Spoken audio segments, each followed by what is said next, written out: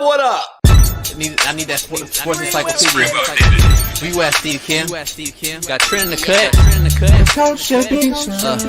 Yeah. Where you at, man? In the gym shooting, I'm Durant. You ain't shooting John Moran. Darnell is the Ball State legend.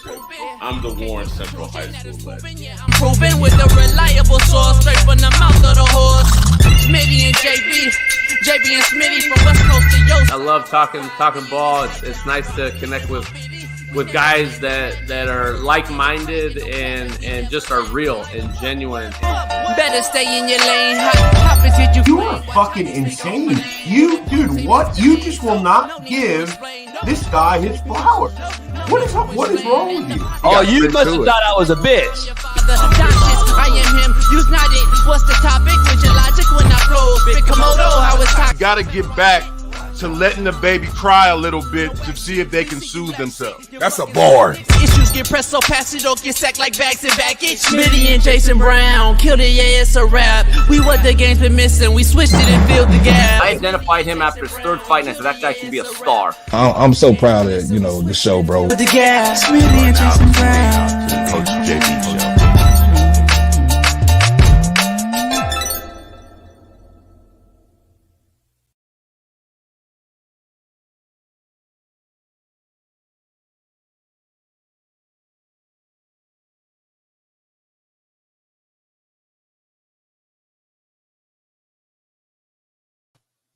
What up?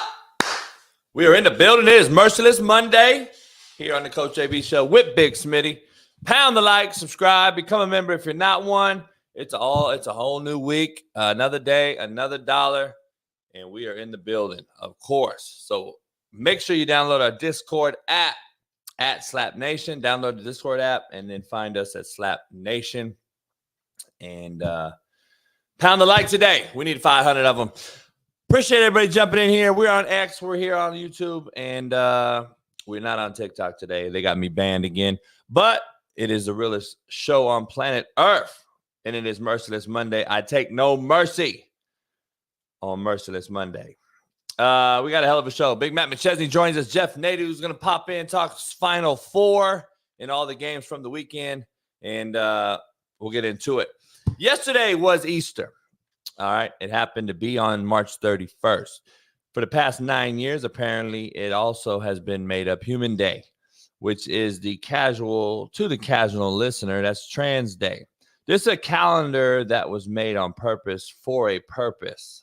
Make no mistake about it, in my opinion. It's like leap year and February having 29 days, is it not? We think about these things when we create these days, do we not? I believe the government's smart enough to create a calendar that they would figure out in a few years it would be on a pretty prestigious day like Easter. I think they knew this. And anyone that thinks not is absolutely blinded. Coach, it's been that way. It's not because, shut up. They knew what they were doing. They knew what year it was going to hit. And it's crazy how we've had bridges fall in. We had another bridge hit yesterday in Oklahoma. We've had crazy shit after crazy shit happen. And you wonder why 2024's Easter fell on this made-up Human Day. Biden announced that it was Trans Day and even went as far as lighting up buildings for these made-up humans. I obviously tweeted my disgruntled opposing thoughts as the Twitter gurus came after me for defending God and Jesus. Can I say it again? They came at me for defending God and Jesus. Whether you believe or not, let's just be honest. They came at me for defending God and Jesus over made up humans, which God, the last time I checked, did not create. I'm still trying to wrap my mind around it, but it is what it is. The issue is that you all out there have opinions that you think are gold. But once someone like myself makes one, I'm the devil. Really? It's funny how this world operates nowadays. Social media influences, the lack of research, the dependence on Google Twitter and TikTok, IG and Facebook, etc., has allowed for ignorance to multiply 1,000 times. We are in a bad spot. I just pray to God and Jesus that us peasants down here on earth understands, and we can do something about it very soon. I don't know if anyone's prayed to the made-up humans, but we're going to dive into it. Let's get into the show. Final Four is here. Alabama may be the basketball school moving forward. They entered their first Final Four as they took down Clemson in a good game. UConn may be playing as well as any Final Four team in recent history by blowing out Illinois, going on a 30-0 run. And NC State plays Purdue, set to tip off this weekend. Can't wait. Chiefs wide receiver in trouble, but this time his name is not Tyreek Hill. It's Rashid Rice, as he left the scene of a crazy racing incident in a Lambo and a Corvette.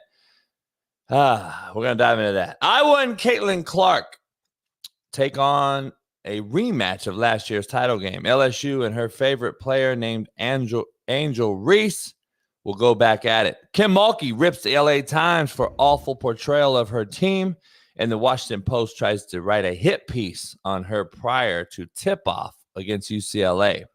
Great timing. UFL kicked off over the weekend, and we have spring football. We'll break down the play on the field, the rules, and our thoughts on the quarterback play. Plus, Coach Sanders, I like to call him, Deion Primetime Sanders, hires Warren Sapp, and he arrived in Colorado.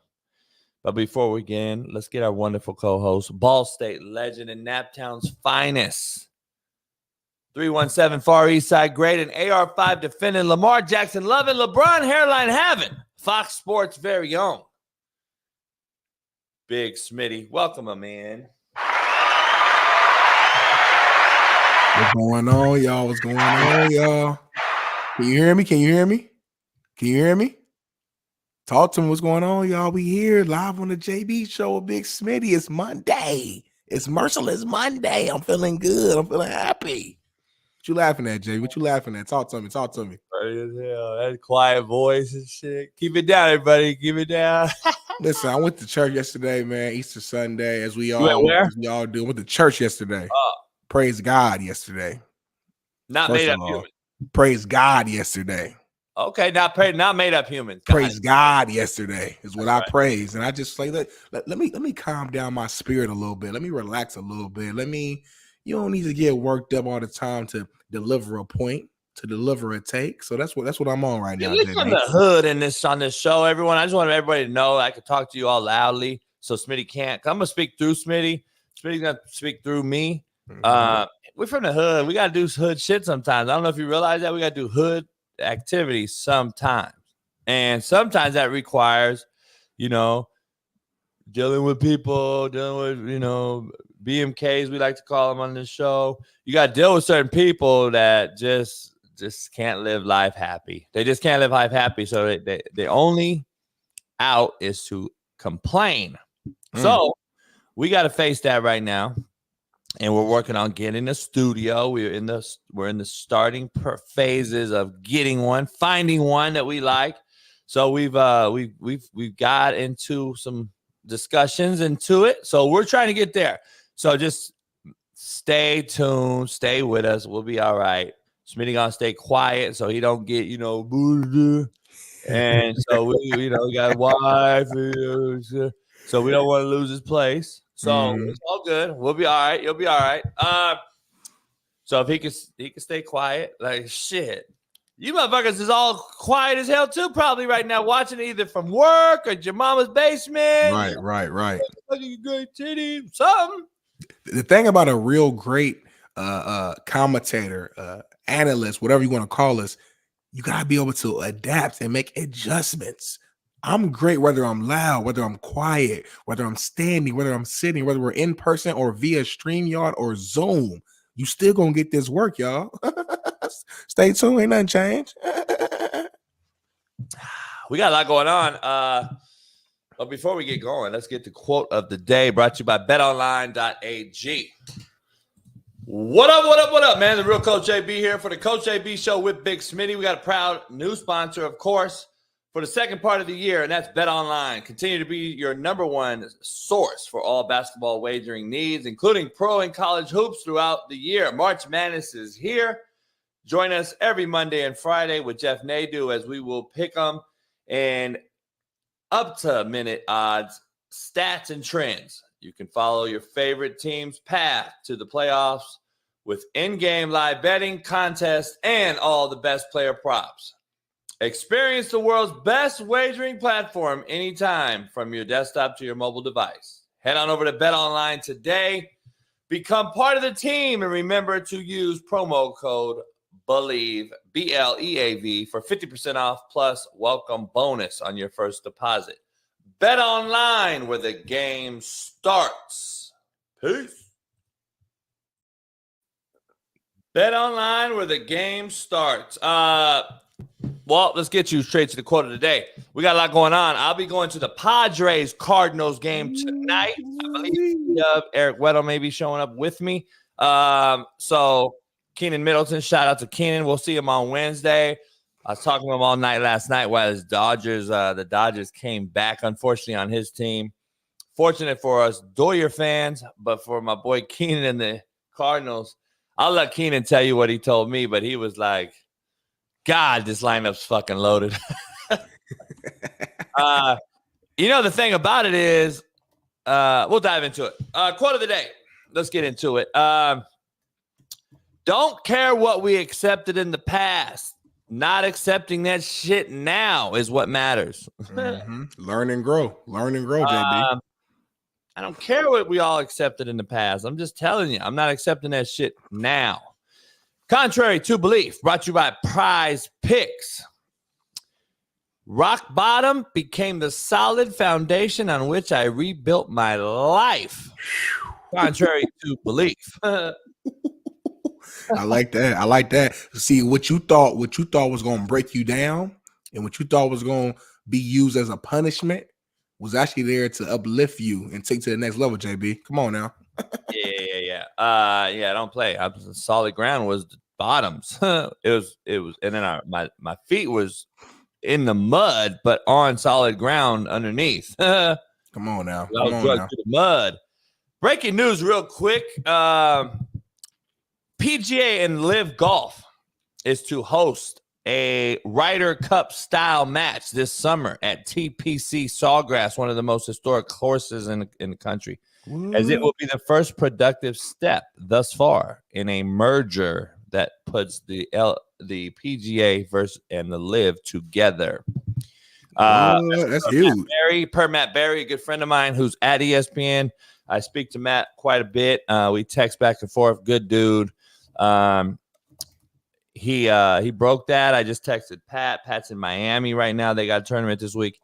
And he's like, finally, Pat told me the same thing. So it's gonna be interesting to see those two go at like a Ryder Cup situation together. So pretty funny. That's very interesting.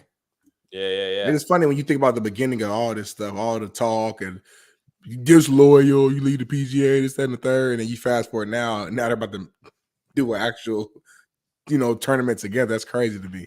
Shout out to Mr. Go 30 in the house. My main man, Mr. Go, is in the building. Yes, sir. We got to bring Mr. Go on the show this week. Mr. Go killing it still. Shout out to Mr. Go. One of the funniest people on the internet, y'all. Huh? I said one of the funniest people on the internet, y'all. Shout out to him. Mr. Go's been on here a few times. He's a good dude. I've been on his show as well. Him and his boy do a show. Let's dive into it, man. We got a lot going on. The Final Four is here, Big Smitty. What's your takeaway? Let's get into it. First of all, let me get you the poll question. Yes. Poll question. Uh-oh. See, anytime he starts over to laugh, y'all, about to be something crazy. Don't look around, JB. Look straight. Don't look around. Best kind of sex. Ooh. Makeup or first time? Ooh. With that girl. First time with that person or makeup sex? What is the best one? And drop it in the comment section below. That's a good question right there. That's a good question. Cause when that makeup boy be crazy. That makeup be crazy. But that first time, though, they always say ain't nothing like new. Ain't nothing like new cat. I don't know, JB. That's tough right there. Undefeated. Two things undefeated. It says undefeated. I know they say it ain't never lost. I mean, that might be the answer right there, then, right? I never had makeup. See, I've only had first time. You can't really answer that. You can't really even answer that. I've only had first time. That makeup, I'm a married man. Makeup is there. I've had first time and last time. I sometimes start arguments on purpose just to make up. Shout out, Mr. Go. We gotta have you on, my man. You hear me, JB? Sometimes I start arguments just to make up on purpose. When my wife get home today, I'm gonna argue with her. Watch. As soon as you walk in around 8:30, we can start arguing. Time, and then I'm out of there. I don't want to ever have makeup. I got a new makeup. See, if I have makeup, that means I'm still with that person. This dude, JB, he swear he player, y'all. He swear he player. He swear he got a new one every time. I only got first time. If that's the case, that means you got like 1,000 chicks you didn't hit. Well, you into the final four. You JB Chamberlain. Dive into the final four. Dive into the final four. We're on Twitter. Make sure you follow Smitty and I. We got a lot going on, though. There's a lot of shit going on. Big Matt's going to join us. Jeff's going to join us as well. We're going to break down this final four matchup. But tonight's women's matchup, Caitlin Clark is battling against Angel Reese. People think they don't like each other. They had a little beef last year. Blah, blah, blah, blah, blah. Smitty, I want to ask you one thing, though. Did the committee get it right by having these guys play this soon instead of in the Final Four or the finals? I think so. I've been kind of going back and forth with that this last few days, but I mean, it's the elite eight. It's not like it's, first round. Like Elite Eight is serious business, and I'm just happy that they put them on the same side so that we could see this matchup. Because if you put them on opposite sides, who knows? Like maybe Iowa loses before they even get a chance to play each other in the Natty. You got to understand, South Carolina is by far the best team right now in the country, and they're on that other side. And you don't want to set it up in a way where Iowa could possibly see South Carolina, before the Final Four or even before the Natty, I guess, because now is a good chance that Iowa doesn't beat that team and we never see this matchup. So I think they got it right because we're seeing the matchup that we want to see, and we're seeing it. It's big time stage. The winner goes to the Final Four. That's still a huge deal, and I like it set up this way because if LSU wins, they go to the Final Four. And obviously they win that they'll go to the Natty and they'll play they'll play South Carolina. And we saw how that game went, you know what I'm saying? And then if Iowa wins and let's say they win in the Final Four, make it to the Natty, we're going to see Caitlin Clark on the biggest stage. So I just think, I'm excited for it. I know I'm gonna be tuned in with the TV up loud. I'm treating this like a real deal game. I'm super excited to see this competitive battle. Yeah, I won't be watching it, but this dude's crazy. He ain't gonna watch it, but it's the first topic of our show, y'all. Come on now. I'll be at the Padre game, dog. Oh, that's right. Okay, you right. Okay, you cleaned that up quick. That's not why you said it. I got a great alibi, fucking great, phenomenal alibi, not to watch that shit. But rewatch it. Yeah, I don't know. Like, I thought you would have wanted that money, because that money would have been the Final Four. Or Elite Eight's not going to be as much money. And the other thing about it is the Elite Eight is on a Monday. Yeah, this is the back end of the Elite Eight to go to the Final Four. That's being played on a Monday night. That's good. It's prime time for the finals. I don't know about a Monday night Elite Eight game to go to the Final Four. It's like Monday Night Football, JB. Saturday night game for these two. I think Monday actually better because Saturday night you got half the people ain't watching. They turning it up. They out here drinking, smoking, doing what they're doing. Monday night we ain't doing nothing. We got to work. We just left work. We got to work the next day. Everybody's at home. Here you got NBA. You got all kind of shit going. Don't nobody come on NBA right now. UFL. Yeah, never mind. I can't comment on golf. Yeah, golf.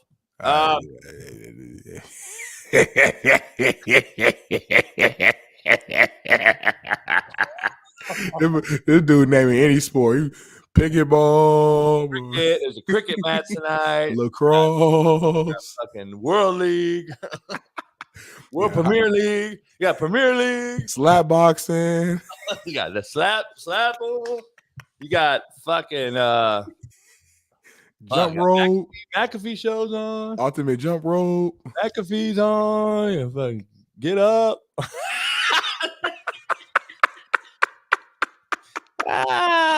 Yeah, fucking Netflix. Shit. All right. Final four in hoop, men's side. Oh man. I don't know what game shocked you or not shocked you. I got a shocker though out of those 4 teams. Just me being a sports head and understanding the game. I could be wrong, of course. This is what betting is. I don't know if this team can. I don't know. This is how funny sports works. I don't think this team makes it, though, is the problem. I don't know if they make it. I don't know if they can get by them, but I do believe we're going to see the only team that can beat them, and they're playing them in Alabama. Ooh, is that what you're saying? So what you? Alabama's the only team that has a chance at UConn. This is why I say it. They shoot the most threes in America.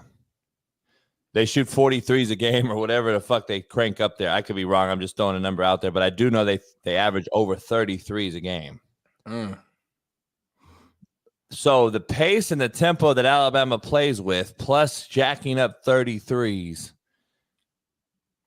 the reason I don't think they will win, what I'm saying is this is the only team, in my opinion, that can win, because if you just do the math here, you crank up 33s, you hit, they average 30 to 43s a game. So if you hit 50% of those, you got an opportunity because of just the pure transition, the fact that you hit a 3, you knock down a 3, you're catching up by 3 to 2.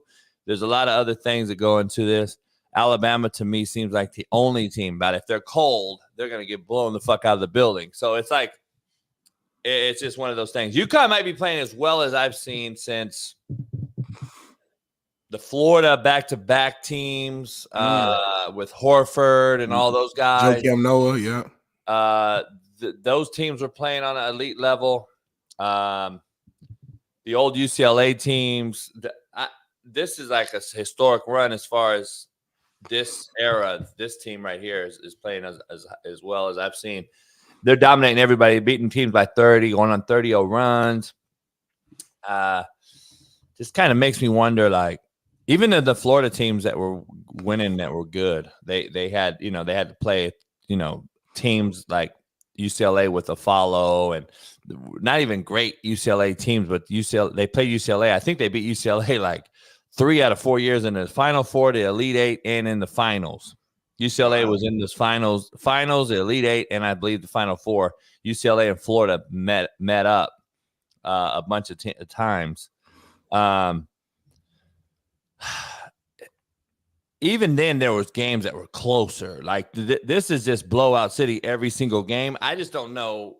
Like it seems like the parity that everyone thought was there is not with this particular team is dominating. Now you're right, but the same token though, I mean, you talk about parity. I mean, you got what NC State is a 11th seed, and then Bama's what? What's Bama ranked? Are they a 6th seed coming in? If I'm not mistaken. Bama's a shit. Or is it worse than that? Yeah, they're worse than that. I believe. Regardless, like you got 2. What are they? 8 or 11? It's something like that. I don't know, but I know NC State's an 11th seed. So, like, I mean, that'd be a 5. I don't know. Those are the examples of parity from those teams. An 11th seed coming, making to the Final Four is crazy to me. You know what I'm saying? 4 seed. 4th seed. Okay, got you. But like you said, I mean, yeah, UConn themselves, they seem to be unbeatable right now. But like I said, all you gotta do is be better than that team that one day. That's it. For 2 halves that one day, can you be the better team? And like you said, man, those 3-point shots can be crucial. You know what I'm saying, from Bama. I just don't. It's hard for me to put money on Bama though in this situation. I got to see it to believe it. It's a gamble bet. It's a gamble that they hit threes. That's it. That's it. They got that's it. They got to hit threes. If they do, then if you're a gambler and a bettor and you bet on the game, you got a shot. You know, like Zach Edey said, your dick may be hard. But speaking of Zach Edey, I do got money on Purdue though. And I told y'all to rock with me like a week or so ago. You cash out right now? Cash out right now. No, they're gonna be NC State for sure. Now I might consider cashing out once they get to the Nadu. NC State is my dark horse. I said on this show a few weeks ago, I should have bet with Bailey. Bailey and I were talking about betting them. I don't know why I did not. That's again, if I was so sure, I would have bet them, right? Yeah. No excuses.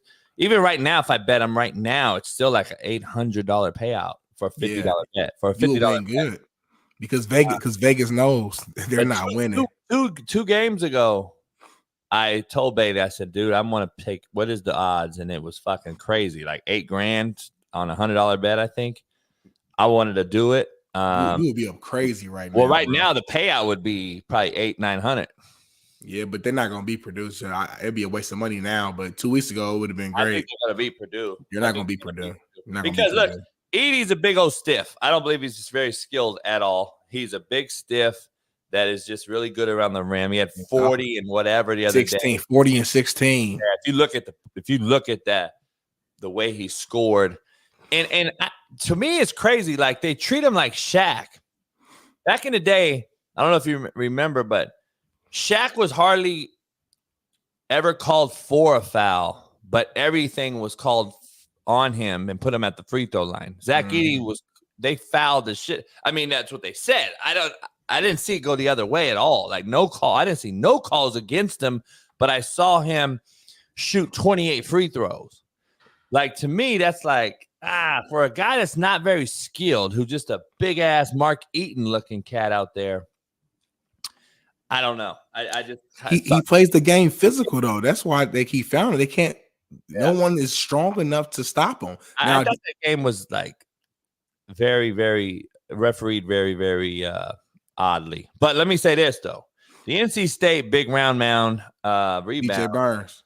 I don't know. He ain't gonna stop him. He's not tall enough. Nobody is. But what I'm saying is, I think it could offset each other. One will get in foul trouble. I believe the low man wins on this one. As funny as that sounds, like football, I think that dude being the height that he is, the weight that he is, can actually get Edey in foul trouble because of the up and unders, because of his post move game that's down there. Edey either has to stay flat footed, which he can, and probably still can, but he's going to have to jump a few times against him. And I think that causes a problem. I think he can get into foul trouble, and that can be a crutch for Purdue. I don't know. NC State's balling right now. They're rolling right now, and they're playing on all cylinders, both sides of the ball. I think they're good. It's interesting because they both kind of depend so much on their big man. You know, like even last night, you know, the big man carried the team, but like as he carried the team, eventually the rest of the guys started hooping for NC State. They kind of feed off of them. I think NC Purdue State is very similar to Tennessee to me. Tennessee and NC State's rosters really align well. They have a very similar style of play. Connect gets going for Tennessee. He was probably one of the best players in the tournament for Tennessee. They were in that game all the way till the end. I thought they choked down the stretch. They had a shot to go up. I thought they were going to win the game. I was like, oh, shit, Tennessee about to shock them. And then NC State plays at a very similar pace, but they have the big mound round, the beam round inside, tractor trailer. So I don't know. See, it's funny that everything you broke down for DJ Burns is, and I love that kid, man. I mean, he's out there balling, having fun. He's talking a little bit of trash. I love it. I just think that the size of Edey, because he's not just tall and like lanky, like that's a big dude from all around. You know what I'm saying? I just think that it's gonna be hard for DJ Burns to get to his spot. You know, all tournament he's been getting to his spot so easily because he's just bigger and stronger than every other big man that he's faced. So once he gets to that spot, that jump hook is like unbeatable. I don't think he gets to that spot nearly as easily with Zach Edey. He's strong enough to keep him kind of just far enough away to make him uncomfortable and cause him to do fadeaways and things like that. I just think, man, I gotta go with Edey in this battle, but it's going to be a battle. It's going to be a close game. but I'm confident that Purdue is going to win. I just think their mindset is different. And, you know, Jeff Nadeau's been coming on here last couple of weeks talking about how Purdue is like playing with a mindset of payback, you know, or a mindset of kind of proving people wrong. They've fallen short year after year after year. Last year they got upset early, and everyone's, you know, even beginning of this term, everyone's like, yeah, Purdue always chokes. Even someone in the comments right now, they're going to choke in this game. They're in the Final Four for the first time since 1980. Even if they did lose, I mean, I guess it would be considered a choke because it's an 11 seed, I guess. But they've already done something that no Purdue team has done since 1980. So I don't know if that's even considered a choke per se. But again, we live in what have you done for me lately? And lately, Purdue has been a top seed and has lost. So the reason it's a choke, they've been a choke for the last 4 years. Right, I get it. This 1 seed, 2 seed team for the last 4 years. That's why they're called chokers. They haven't done anything. They have no hardware. Well, and I get it, but they're in the Final Four now, so they've gotten over that hump, that hump that we thought. Now, of course, you got to win it all, or we're going to say even if they go to the Natty and lose, we're going, oh, you choked. We're still going to say you choked because you didn't win it all. That's what we live in. It's a black or white. It's win or lose. Nothing in between. The road travel don't matter. So I get it. So they're all the same to me. Houston, same. We're hyped up Houston every year. They have done nothing. They've done nothing. Baylor has a championship, not Houston. Right. I just want to be clear.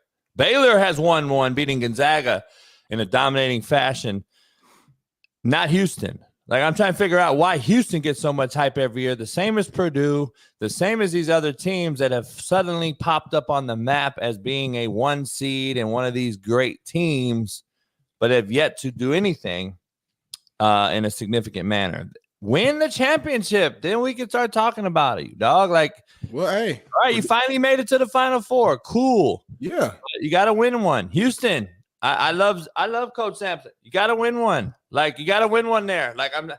It's just we hype these teams up all year long, every year that they were dominant. They're this or that. You know, Iowa State. No, come on. Well, Purdue's on the way of doing that, JB. Just hey, if y'all would listen to me a couple weeks ago, y'all could have made some money. For those of you who did follow us on Winnable, shout out to you for following us and trusting me. I put $75 on Purdue to win it all, and you can actually cash out right now, depending on what site you put money on. But you can cash out right now, and if you don't believe they're gonna win the whole thing, and still probably leave it at least $200-something.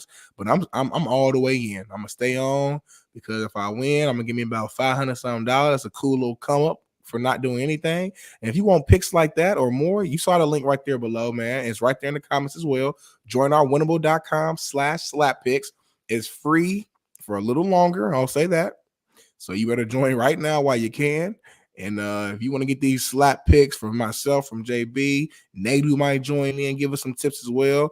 And you want to make some real money, there you go. Nadu is. Plus, we're going to bring Brandon Lang on as far as and help solidify our winnable picks. So you guys can start understanding we will have one of the most esteemed professional gamblers of all time. Obviously, they made a movie about him, All for the Money. In Brandon Lang. Plus, him and I are really good friends, and we're both fucking shitbirds. All right, let's dive into this news that's hit the wire.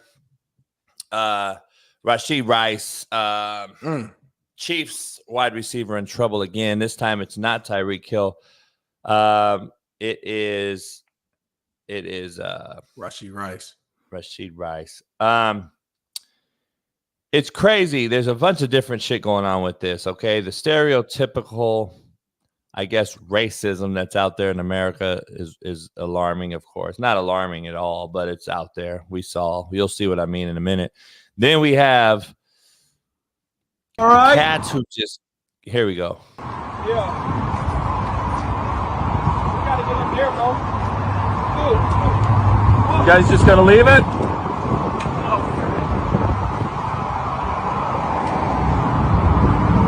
They just left a fucking Lamborghini and a Corvette. They stole them, I bet.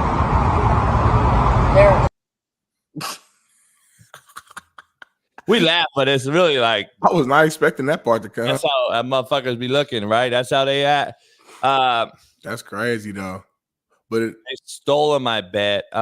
it's like two things right there. First of all, horrible look for them walking off. Like come on now. Like you just caused a 6-car crash collision. You walk off. That's There's crazy. a woman with kids in their car. They're actually still fighting for their lives. Dog. We could talk about the fucking shot this white dude from Vegas took at him, but that's a whole nother thing. Let's talk about the main thing. Yeah. These cats racing down the highway in Dallas, and I believe Lover's Lane, what they call it, I think. I'm trying to figure out, dog, why these cats can't get out their own way. But this is why I always talk about on this show, when I go back to saying that we've given the car keys to these kids before they learn how to drive, figuratively and literally. You can't give cats their first cars being Lamborghinis and Hellcats and all this shit. We've seen too many issues over and over as of late. Jalen Carter's, Suggs. I mean, there's a laundry list of kids who have either killed somebody, almost killed themselves, or again, no value for life, not even their own life. And that is what I just can't fathom. I can't fathom it. We have lost the kids that are athletes that have made all this money. We have lost them down like prior to this, prior to these races and these drunk driving, DUIs, and all this crazy shit. We've lost them somewhere. Like,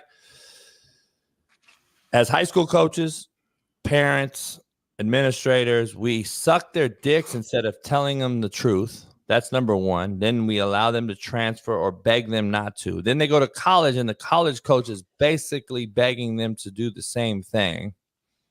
And then we get to the NFL, and we're giving them more money than ever, and yet enabling them to do what they wish, tell us what to do.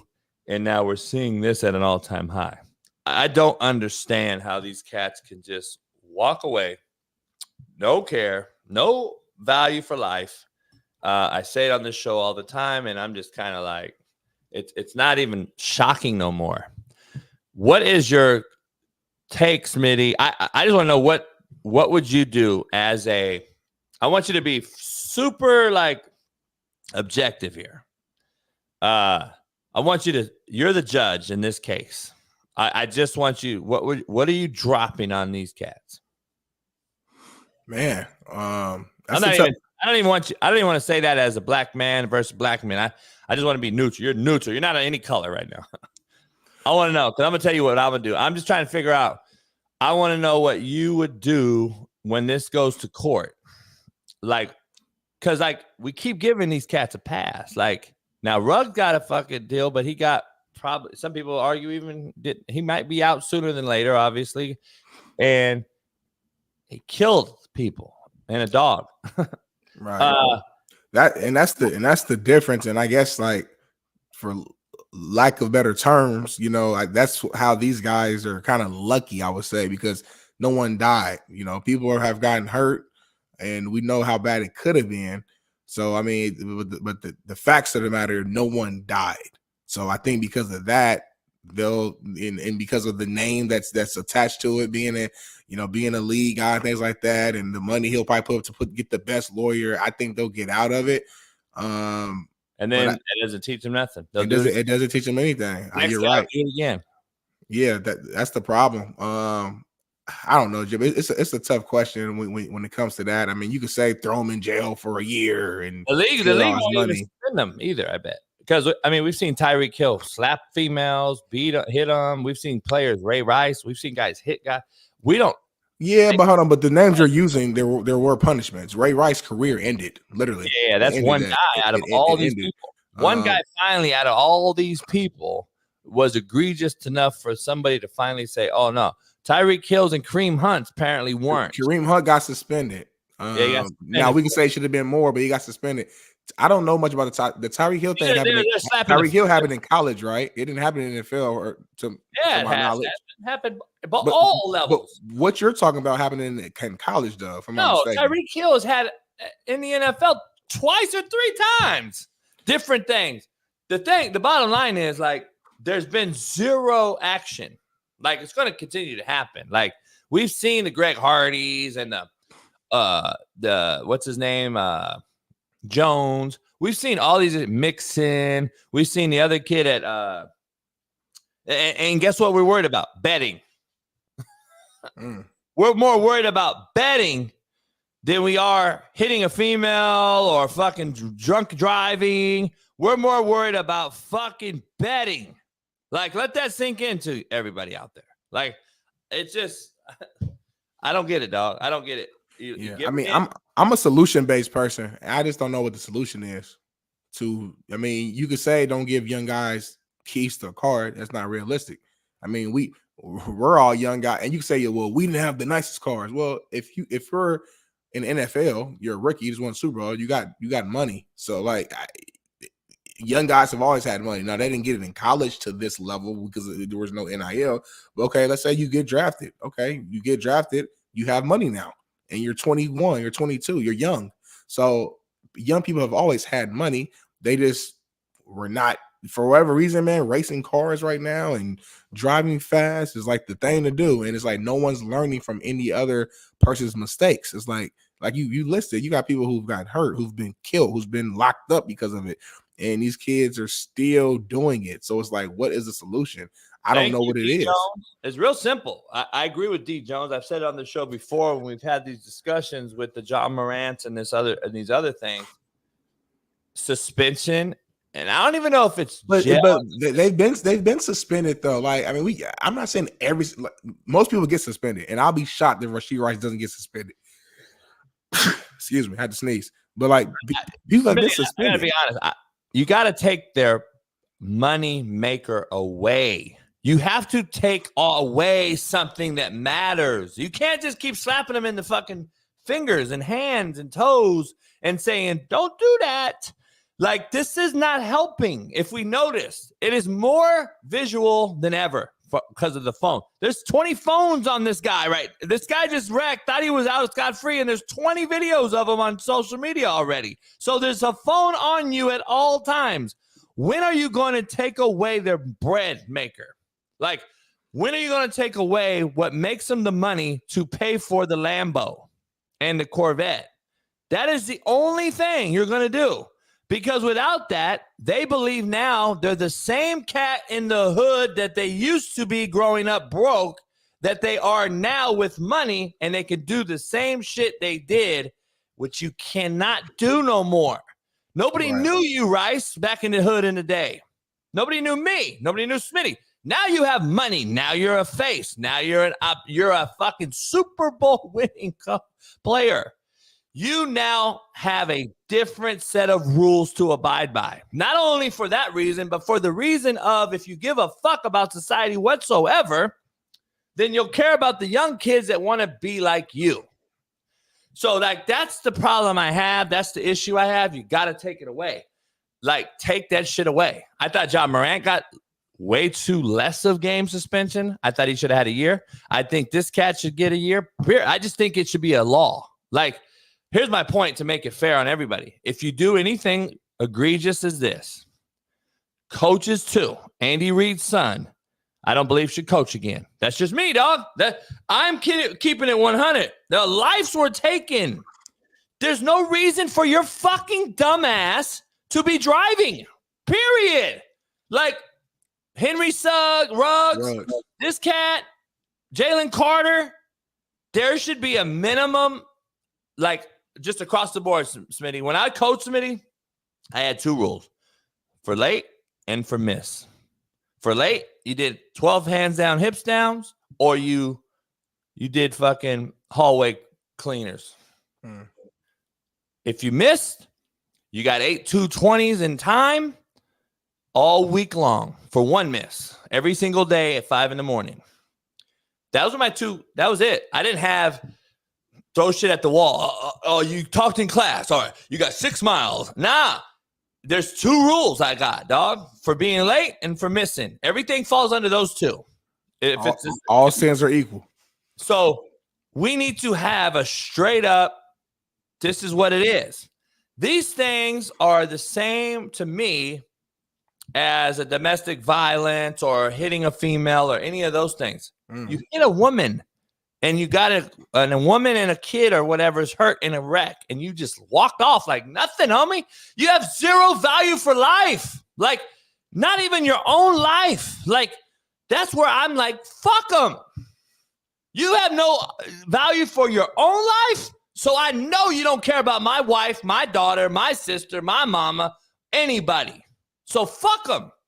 Like, that's where we got to start standing on business with. I'm tired of giving these motherfuckers a pass. We got family members that are going to be the next one out there on ESPN that these fucks hit. And we're not going to be, we're just, let's let them play. It's okay. It ain't okay, homie. That's the problem I have. Like, we got to start making a rule so these motherfuckers can observe and see and say, oh, fuck, do I want the Lambo or do I not? Like, I'm just tired of dealing with it because somebody in this room eventually is going to have it happen to their family member because these fucks don't have any value for shit anymore. Nothing. They have no value for a dollar. They have no value for anyone's life, including their own. They have no value for your property. They have no value for fucking what you've earned. They all think that these fucks belong on the same level as the grown man. They don't. And there's a hierarchy and process for a reason, and we've lost all hierarchy. There's no more hierarchy no more. There is no more hierarchy anymore. There's a total disregard for everything, for rules, for laws, for human life, for working hard. There's no regard for shit, homie.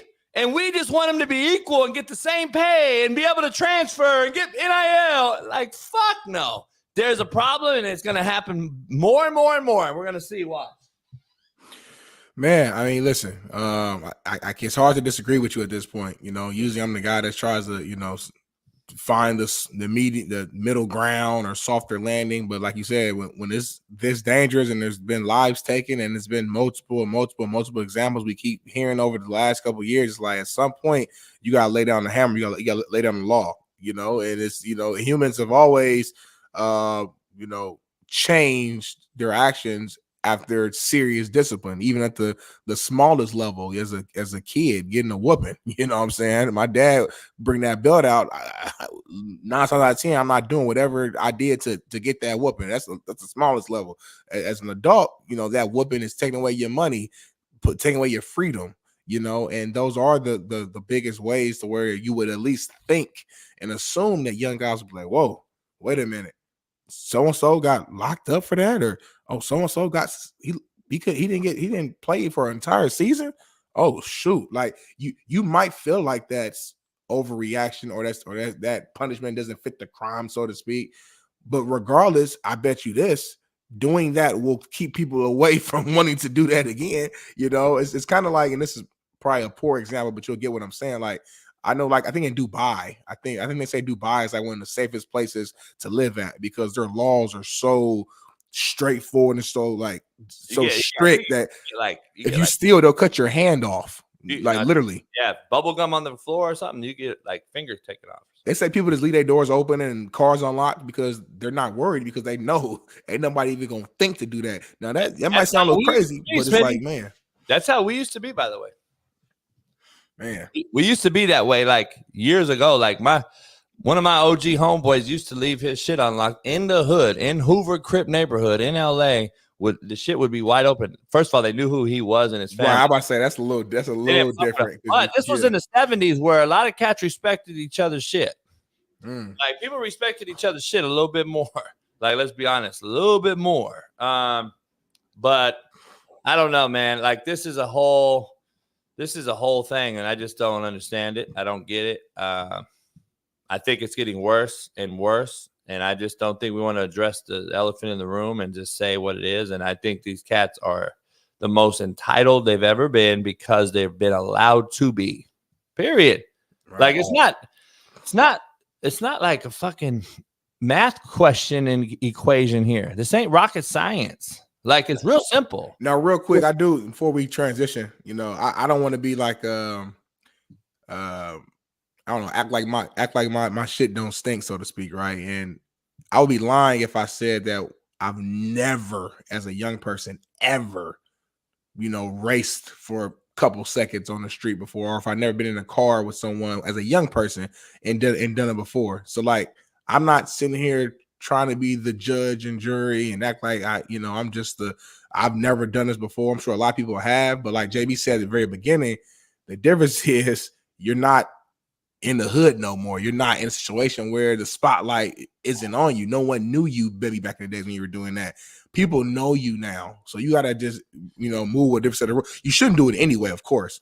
Like, that's the obvious. But again, there's a lot of stuff you shouldn't do. But when we're young, you're young and dumb, and you do certain things that don't necessarily make the most sense at the time, but you're immature and you learn and you do it. But when you're on this stage, I think you have to mature so much faster because you're now becoming the head of the household. Once you make a certain amount of money, whether you want to face it or not, you are the head of the household, head of the family, head of this. The camera's on you. You're a Super Bowl champion. All this is on you right now. So you are a grown man in terms of responsibility and what you have now. So you kind of got to expedite that maturity level at a much faster rate, in my opinion, because this is what it is now. Your life has completely changed.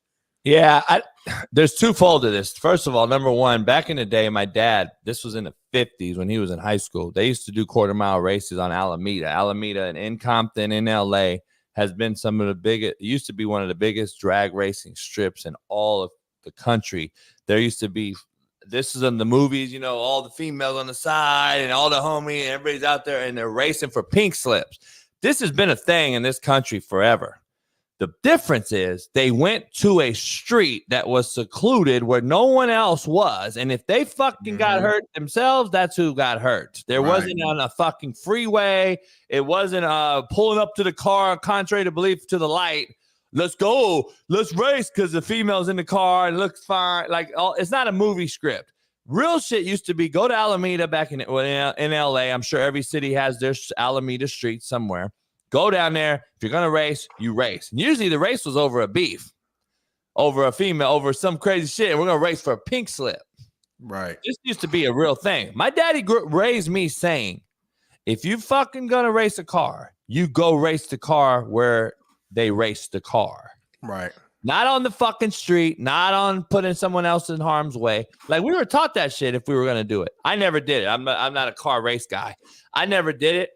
But times have changed because we've allowed them to change, Brandon Parsons. That's the problem. The issue is not the racing, though, Smitty. The issue, which we keep continuing to give these cats a pass on, is the walking away from the fucking scene.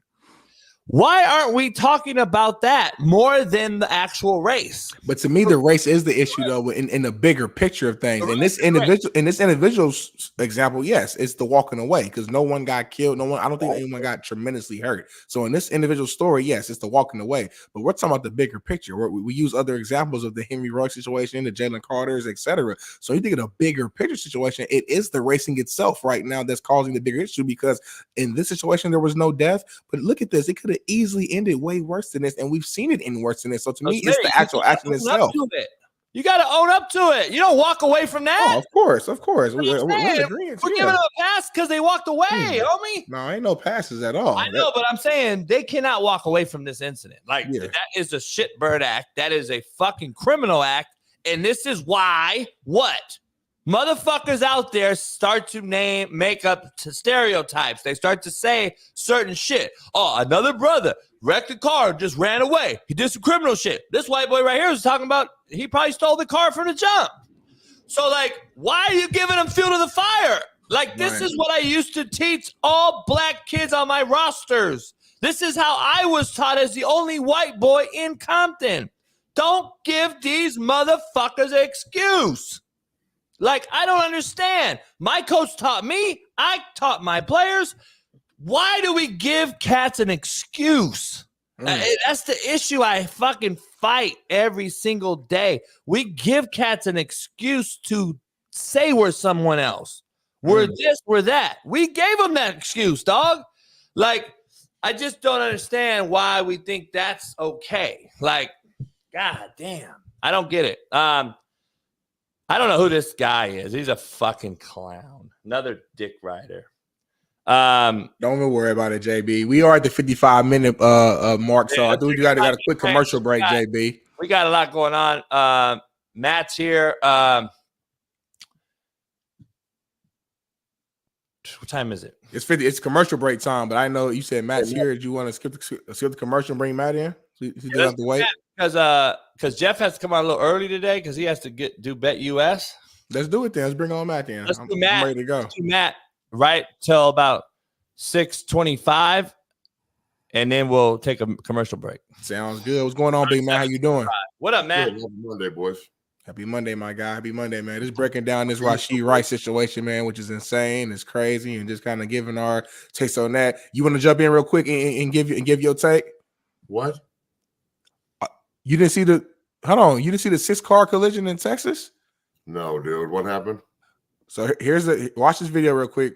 Rashee Rice was allegedly racing his friend or something on the highway. They had it was a Lambo and a Corvette, and they got in an accident right here. It caused a 6-car crash collision. This happened over the weekend. A lady and her 4-year-old kid is still in the hospital. Yeah, so no one died, but obviously there are people that got hurt. They did, Matt. And they walked away. Out. They walked away. They walked away. Yep. And I JB, tell me if I'm wrong, JB. I think they're still looking for Rashee Rice. I don't think he's turned himself in yet. Of course he hasn't. But we wonder why we give him. And then Matt, this white guy said, I don't know. The white guy said, anyway, I don't even care. Go ahead, Matt. All right. So first of all, happy Easter to everyone and happy Monday, April Fool's Day. Hopefully this was an April Fool's joke. It ain't. April's 1st. Fuck. How do I want to do this? Look, man, I understand wanting to go fast. I get it. Like you buy a new car, you're young, you want to go drive it. I get it. If you want to go race, you can go. Him and his buddy could find a track somewhere and go pay for it and go race. Period. I care if you get in a wreck. I think it's dangerous and not very smart. But I really care if you walk away from a crime scene. Like that's just, I don't know if you could get more low character than that shit. So, I personally think that the punishment on this better be pretty severe, right? I mean, that's leaving the scene and not checking on the people you just injured. Like no regard, fucking regard. Man, I mean, at some point, this generation has got to give a shit about something other than themselves, right? And they're still looking for Rashee Rice too. I want to make that clear. Like, unless there's been an update, baby, let me know. I don't think they found him yet, which is insane. He still hasn't turned himself in yet. That's pretty low character right there, bro. That's pretty low. This is. I don't believe they don't. They're not. How are they going to change, to your point, Matt? Though, when they're not being taught, like they're not being taught anything different. They're not. They have zero value for fucking life. They're not only their own life, a little less than anyone else's. So they have no value for the dollar. We just went into this whole thing. I think it's a straight up disregard for everything, for hard work, for. They don't understand the respect level for elders. They don't have a fucking clue for your property, private property. They have zero regard for that. Like, this is what it is. And I'm tired of defending these motherfuckers. But I go back to the adults in the room, the parents, the coaches, the high school coaches, the youth coaches, the college coaches now, who all, and I don't know whose fault it is, but the system's fault. Like, our hours on the football field nowadays, from my understanding, talking to hundreds of buddies of mine that coach right now, most of the time is spent by sucking their dicks. So they don't transfer. So they don't fucking leave. They're massaging them. And then they can be late. They miss class. They do all these other things, and they're still massaging them so they don't leave.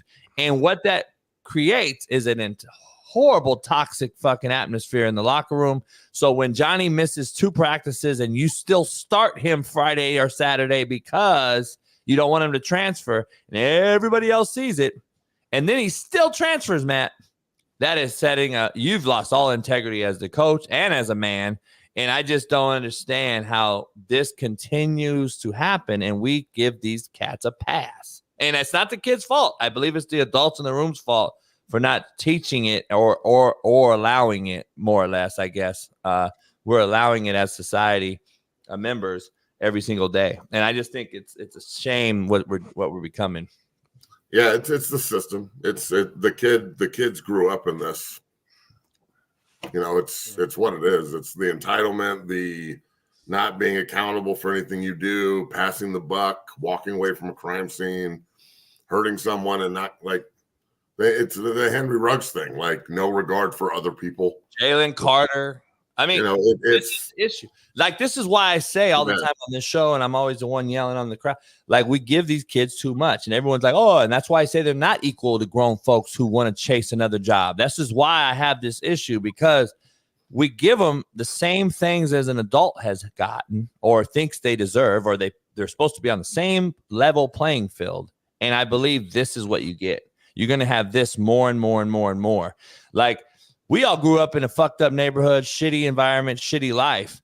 But I was taught by my dad and my big homies, to be honest, don't do this over here. You do it over here. Like, that was a told thing. And we were checked if we didn't do what they said. Like, they're not being checked no more. They're being allowed to do whatever they want. And this is what you end up getting. Now these kids who I always clown around and say, we haven't given these kids the keys to the car. Well, the kids got the keys to the Lambo and they don't even know how to drive yet. Well, this is figurative and literal. Like, this is what's happening. If you give a kid a car like this at 18 years old in college, I don't understand why the adults in the room don't understand. These kids haven't even driven a Prius yet. And now they can drive a Lamborghini. And you don't think this is going to be a disaster? I don't understand, dog, the thinking in the room. Like, I really don't. Like, we're appeasing the youth and we have no rationale for the ramification that's going to come after it. Like, we're just appeasing them to get them on our team and our roster, give them the money so they come to Georgia, so they come to Alabama. We don't think about this is hurting not only them, but the mom and the 4-year-old kid that this fuck just ran off the road. I mean, yeah, look, he's an NFL player, and he's just won a Super Bowl, and he's a starter for, Kansas City. So I don't know the answer to these questions, guys. And if I think a lot of it has to do with, look, it's the culture we were raised in too, JB. I mean, that's what I said. It's the but we got checked, man. Yeah, but we could check. Yeah, humility too. We didn't have social media, so but I don't. Here's the thing. I want to go back to your point, and I know we just started. We hadn't even. This wasn't even on your docket tonight. Right. We had a whole other little circle thing for you. I want to. I know you said it's part of the culture. I started with that, so I own that. But also I was part of it too. I was raised by the number one dope dealer in United States history, the largest on this continental U.S. soil, and I didn't do it. I'm trying to make sure that we also understand that. I think once we got hair on our nuts and puberty hit, we should know the difference between right and wrong, and not adhere to being mentally weak and following everybody to the left when we should sometimes make a right and know the difference. I don't believe these kids have a fear factor anymore. Not fear of getting their ass beat, but fear of letting someone down, like an adult in the room that was a mentor or a coach or a Matt McChesney at 6'0" for being late to class. I don't think they have a fear factor for letting them down. I used to have kids look at me like not scared of me, like scared, like if I let coach down. Like, that was what I used to hate doing. I used to hate doing that. Letting my coach, I let you down. Like, that's the worst. Like, when my dad came to see me in jail, and before I get stabbed in jail, he comes to Thanksgiving and Christmas. I'm having to look through my dad's eyes, eating a shit bird sandwich in a jail. And I had zero. Everything was, I let this motherfucker down. That's the only thing I give a fuck about. I let this man down for everything he's done for me. And that's what I don't think we have anymore. We don't have fuckers that give a fuck about nothing, dog. They're robbing your house. They're taking your house. They're squatting in your house. They're hitting teachers. They're throwing shit at teachers. They tell them the coach. They don't even call them by their fucking coach no more. Like Caleb Williams said, Lincoln did this. What? Where is the respect for the fucking elder? Like, I'm trying to figure that out. And I think, even though it might sound like crazy, that's not a big thing. It is a big thing, Matt. It adds up. That's just where I'm at. No one's disagreeing with you, but I have no idea where to go with all that. I know. I hate. The reason I'm not disagreeing. I don't know where to go. I know that the reason I brought that all up is because I think we do at some point need to make our own mind up and not just blame the culture, or because we've all had bad pussy thrown in our face. We've all had money for doing this. We've all had a lick to hit. Hey, dog, I'll give you $5,000 if you do this. I'm like, I got to make that decision. No, I got to say no sometime. Like, we don't do that no more. Like, we just blame the culture. I think kids we're not being arrested anymore in society. It's an all-time low, contrary to belief. We can do certain things in California and not even face any ramification. You can do it in New York. You can do it in these other sanctuary cities. There's no arrest being made for anything. Even violent crimes are happening right now that aren't even being addressed. That's a problem. Like, that means, okay, I can do whatever the fuck I want to do. And I think that is a trickle-down effect into what we're seeing with all these issues lately, with the Jalen Carters, the Ruggs, this cat. It continues to happen because we have no respect for anything. I don't know. I agree. I think it should be a lot more hardcore than it is when you break the law. But at the same time, like, hey, look, this kid made a stupid fucking decision. It's amplified because he left. If he wouldn't have left, this would just be a traffic stop and a fuck up, But the fact that he left and they have pictures of him leaving and he's walking away and acting like, nothing fucking happened and he's not checking on the people he just ran over. That it's him and his fucking stupid buddies making a bad decision, and I'm sure it's going to hit his pocketbook pretty hard. The crazy part is the fucker's cleats were left in the car. Whose cleats? Rice's? Rice's cleats, yeah. Yeah, I mean, it is his car, so that would make sense. But I will say this. Look, man, there's one of two ways we can go here. People fuck up. Like, people make mistakes. Young kids make mistakes. Everyone knows that. You make mistakes. I made mistakes. I even think Smitty's made mistakes. Maybe. How the response to this and how he's going to either change or not will make or break him. He'll either be 2 or 3 years left in the league and he'll get washed out because he can't stop fucking up, or he'll learn from this and get better from it and maybe be an advocate for not driving your Lamborghini in rush hour traffic like it's the Need for Speed. I mean, that's the other thing here is like this. It's not a fucking video game, dog. Like, I'm glad you got a Lamborghini. That's awesome. High five. But what? You got to race it and we'll move on. And this only thing there's two things I just want to end with on this topic. Number one, this is why I'm an asshole about. I don't believe 18-year-olds are adults, even though they're by definition they're adults. Rice is a rookie in the NFL, though. Yeah. Well, this kid's 23, but that's my point.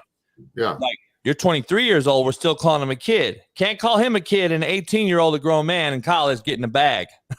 It don't work that. It's an oxymoron. So we got to start figuring out what side of the fucking spectrum we're on. That's where I'm at with this. Not you, Matt, but I'm just saying in general, this is, I think we have a misunderstanding about when we're talking about there's a grown-ups in college, but then the 23-year-old kid walks away from an incident. It doesn't make sense. Yeah, I mean, we got to figure out this, though, man.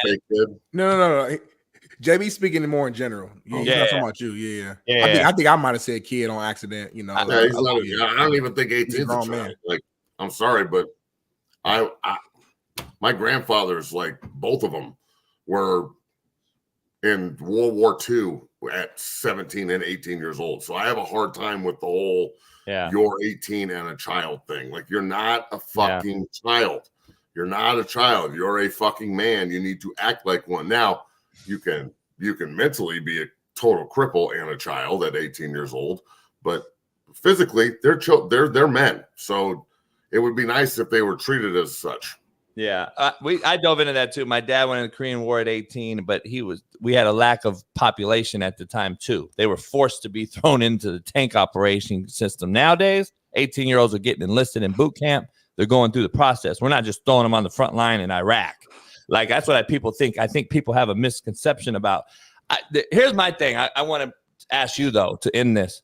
What is the answer? And I don't mean we don't have the answer, obviously, but all we can do is debate it or have an opinion. But here's the thing. Like, I believe we're giving these cats an individual pass based on the crime or the act. And I think the John Morant's happened. We discussed that. This thing, we've discussed the rugs. We've discussed all these things. My point is this. Why isn't there a straight up, I told Matt, you probably have rules. I know not probably, you have your own rules in your place. I told Smitty I had 2 rules. If you're late, you have this. If you miss, you have this. That's the only rules I had. I think we need to have a rule under this genre of shit that if you do any of these things, this is it. Punishment. You get a year. You get a year suspension. You get a year pay. You don't get paid. We got to start hitting these cats where it hurts, so they don't drive the Lamborghini. They drive a fucking Prius because you're not making no money. Like, we need to do something that is straight line, so that not all these other dudes are getting a pass. That's, I guess, the only answer I would say. Yeah, the fastest way to get somebody to change is to hit their pocketbook. So I'm assuming that Rice is going to be suspended for a long time, and he will get absolutely hammered on the fines and the public perception. You know, like, Kansas City fans won't care; they'll love him, but everybody else is going to have an opinion on it. So I'm sure he's getting put through the ringer right now, and he deserves it. I mean, this is pretty fucking stupid. And he's a rookie too, so it's not like he's making like a crazy amount of money right now. So yeah, so that hit is going to really hit. Yeah, the only issue I have is, like, is he going to get more or less than Ridley, than Williams for betting on? He'll get way less than Ridley. Ridley got suspended for a year for fucking hitting sin. And that's what I'm saying. That's my problem I have. The fundamental problem I have is, like, we'll suspend you for betting a parlay, but not killing a motherfucker on going 100. Like, it's just crazy to me, the rule. That's why I'm saying we need to have a fucking tiered system. A, B, C if you do this, C, D, F or E, D, E if you do this. Like, I don't know. That's what it is. Let's move on. E, D, F, H, S, Z. I appreciate you jumping right into this, Matt. Fuck. So, all right. So there's a few. Let's talk Colorado football. Matt's on here. I know you'll be talking about it. Everyone else is talking about it. Warren Sapp. I'm going to go on Whitlock today. I'm sure he's going to ask me about it.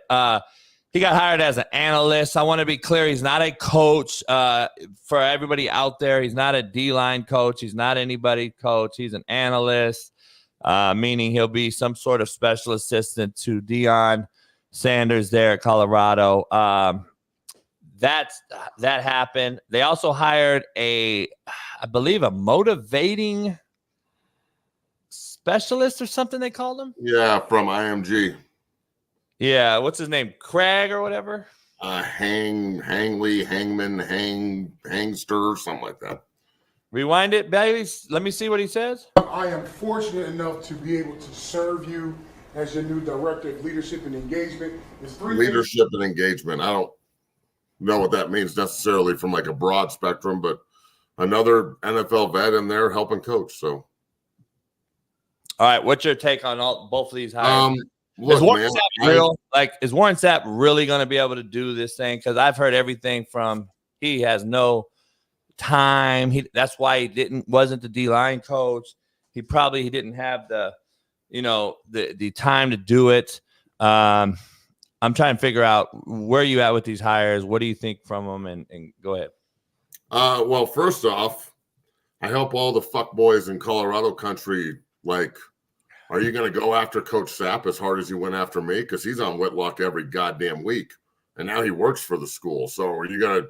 He's on Whitlock every day. Yeah, every day. So I'm not advocating that you do it, but because some consistency would be nice.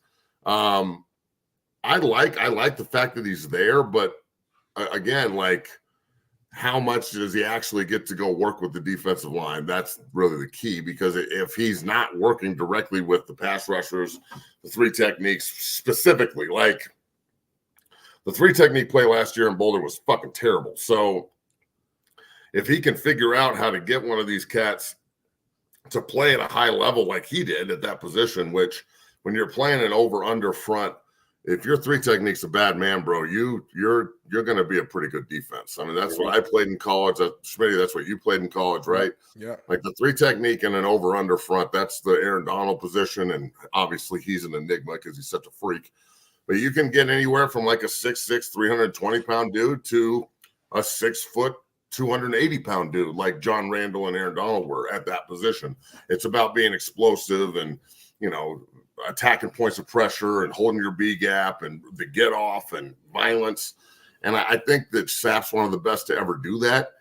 The ability now to take, because he's one of the best to ever do it, is it going to be just line up and do it because Warren Sapp is telling you to, or is he going to be hands-on, like teaching them the basic techniques on how to do it? I was a very average player on both offense and defense, but it gives me the opportunity now I had to work on everything so hard and so detailed to do it correctly. That's why I coach at such a high level now with the guys that I coach, offensively and defensively. That's why it works so well. So, I'm very eager to see how it goes. I think it's going to be a great move. I mean, I don't know how bringing in a first ballot Hall of Famer like Warren Sapp is a bad thing. It's just a matter of now, where do they go? How much access does he really have? He's like a quality control guy, essentially.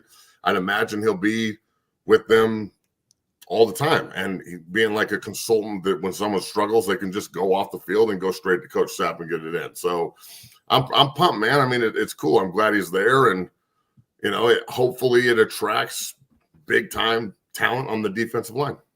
Who's the actual D-line coach there, Matt? Or do you remember? Know. Okay, no worries. So I guess my only concern, I would say, if anything, is just like the overstepping in certain situations. Now I get it. He's a first ballot Hall of Fame. We know how great Warren Sapp is, but at the end of the day, your position right now is the quality control, assistant or coach, whatever. I'm afraid, or my only, I guess, fear, I would say, is just, in certain situations, the actual D-line coach is there teaching the guys to do something one way, and then Warren is jumping in, telling them to do something another way, and now they're bumping heads, and the players are seeing that, and that could, potentially be an issue. First of all, he's an analyst. If he gets caught coaching, they're going to be a problem. So he's not even allowed. So he's not even legally allowed to even coach as an analyst. No, you're only allowed 10 full-time coaches. Those 10 full-time coaches are the guys on the field during practice, recruiting, etc. Really? Now, so you're telling me that I believe in needing helping it. I mean, listen, that's interesting. We're not going to tell on nobody, but it happens everywhere, obviously, right? Obviously. But 10 coaches is the rule. Now you can have GAs can coach. GAs on the field can coach, which you saw at USC and other things. He's a paid analyst. GAs are not paid. They get stipends from their degree and their financial aid and their scholarship. There's a difference, just FYI. He is an analyst, so he'll get paid a certain amount of money. He cannot coach hands-on legally by the definition of the NCAA rules. So who knows? I don't know. But Matt and I know great players have historically been the worst coaches. It's hard. Yeah. And I know that's where you're leading to. Everything I've seen or I've known, I haven't seen him coach at all. I know he went to help out a little bit, tried to help out at Miami, and that didn't work out. He's now on Whitlock doing these things. He had to get his degree. So here's some things I heard. You have to get your degree to be hired as an analyst, FYI.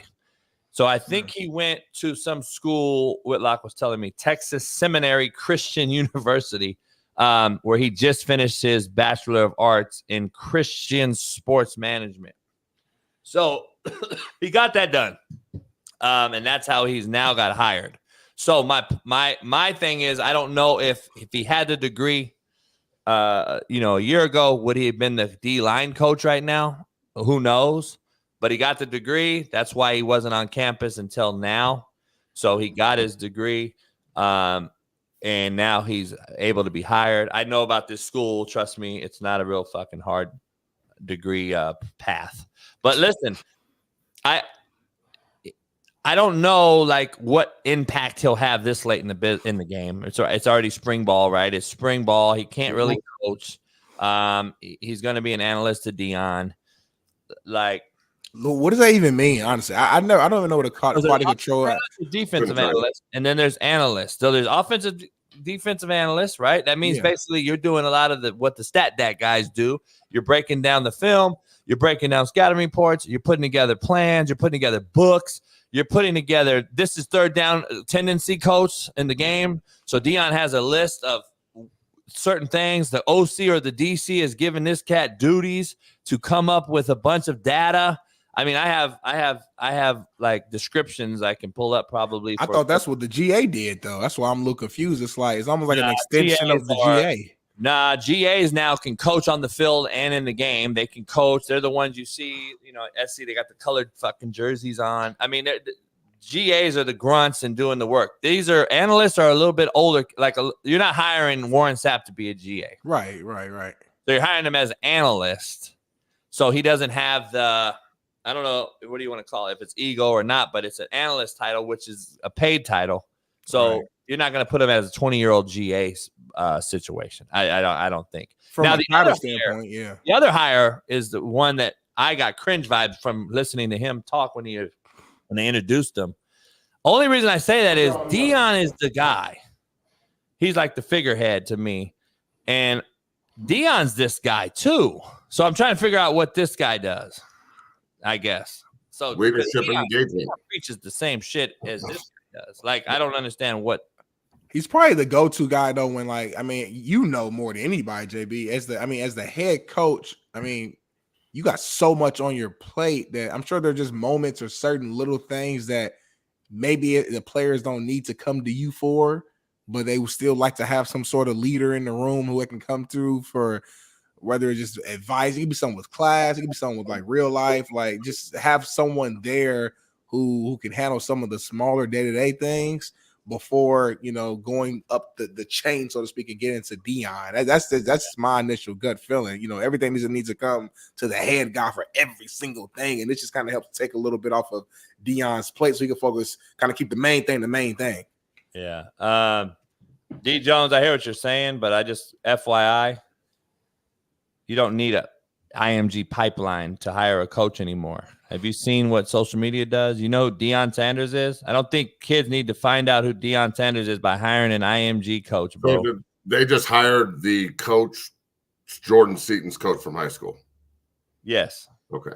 Yeah, then that's Breck's coach. Breck was just here for the week, coach, working out before he went back to IMG. So I'm sure he's walking in this morning to, you're going to get a new offensive line coach. So that's the business of this. I mean, Look, man, the coaches jump from high school to college constantly. And then in college, a lot of these coaches don't want to deal with college kids anymore and don't want to deal with the runaround. So that's their way to jump to the NFL. So it's. Hey, by the way, Deion ain't even fucking recruiting high school. What do you mean? What do you need a high school pipeline for, D Jones? He's not even recruiting high school right now. They don't recruit high school kids at all, bro. Look. So what do you need a pipeline for? They recruit them, but they're not relying on them. They may bring them in, but they're not relying on high school kids. On the 6th, this upcoming Saturday, I'm going to take up a big group of all the guys I work with in state. And, if they look at them, cool. If they don't, well, then that'll be consistent, and they'll go to the transfer portal and get veterans. That's the way that they're building the team. Yeah. Hey, let's get into this before you get out of here. We got to take a break real quick. UFL, I don't know if you watched any. I watched it because I was rained in all weekend. Fucking California, fucking P. Diddy and Biden. I don't know who's to blame, but I want to know. Yeah, we got rain all weekend in LA for some fucking reason. I don't think it's anybody's fault. It's rain. Yeah, I'm blaming Biden and P. Diddy. But anyway, where you at with UFL? I watched it. I like the rules. I like the overtime rules. I like the certain rules. I don't the football is just, it is what it is. It's a spring league.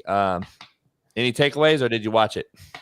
I'll watch some football. I didn't watch it like sit down and glue myself to the TV like it's NFL Sunday, but I watched a little bit of it. I like the fact that there's a league right now. At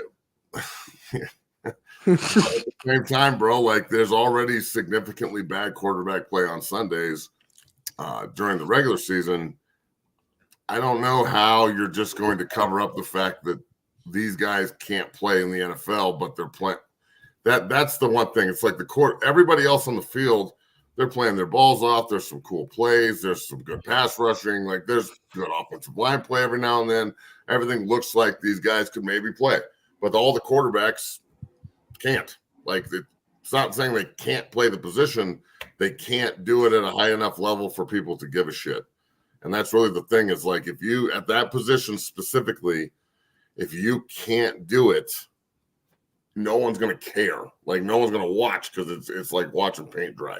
So if they can figure out the quarterback position, maybe this will work. But until you remember back in the day, the USFL, like when it first came out before whatever happened, they paid Reggie White more than the NFL. They paid Jim Kelly more than the NFL. Warren Moon. Yeah, that's why Reggie went to the showboats. That's why Walker, highest paid. Yeah. Exactly. That's why Jim Kelly went to Houston. That's why, because they got fucking broke off. And then they went out and balled, and people cared because Jim Kelly's out there throwing for 5,000 yards in one season and shit. Like, if you go look at Kelly's numbers from like the 2 or 3 years he spent in Houston, holy God in heaven, they were incredibly insane. So if you're presenting that kind of product, people are going to give a shit. But as of right now, I think that they've got to look. They've already had to combine the leagues. I like it. I like more opportunity for players. I dig all that, but I don't know how much of a future this really has because of the quarterback position and the inability to go purge. Instead of motherfucking Caleb Williams going to the Bears, Right. Caleb Williams should be getting courted to go to the Brahmas for $100 million. That's a good point you're making right now, though. Like they need to list the Ice Cube and how the big three offered Caitlin Clark that 5 minutes. He need to pull an Ice Cube basically, and give Bo Nix and somebody something. Yeah.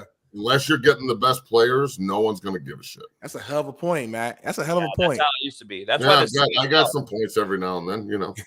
That's why the CFL will always continue to be second dog. Like they've consistent, they've been there, they pay decent, they've been there doing it for a long time. I just don't think any other league is going to be able to up in the CFL. Like it is what it is. So I don't know. You gonna watch Caitlin Clark tonight? No. Oh, I am. Y'all tripping. It's the best thing on TV today. I just don't care. I'm glad. I'm happy she's so good and shit, but I don't watch. I'm not a huge fan of women's basketball. Get your popcorn ready, Matt. It's gonna be Thank you, Matt. You're not gonna like fucking bully me into just watching women's basketball because everybody's gonna get mad at me for saying no. I don't watch it. No, you good, but if you when you join the show, we're gonna talk about it. I just said I just don't watch it. It's not that I don't like it. I don't either. Me either. Like, no offense.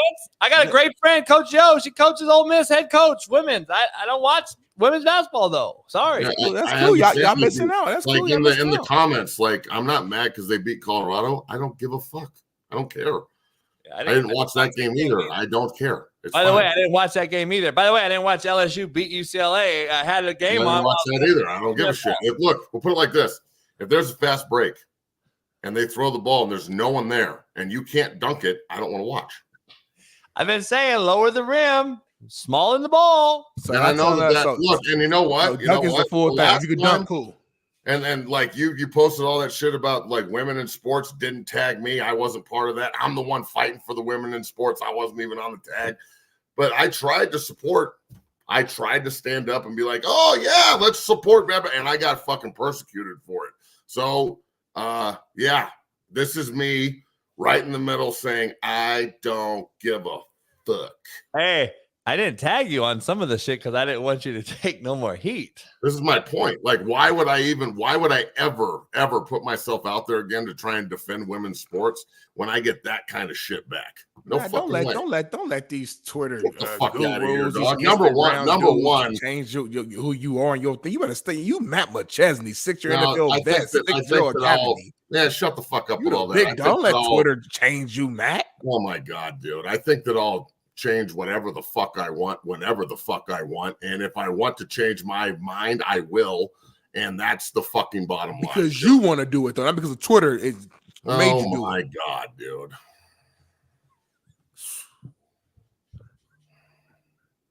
Six there zero anything else? Academy. 6-0 Academy. 0 to 60. Follow Thanks. them. 10 a.m. Pacific right here on YouTube.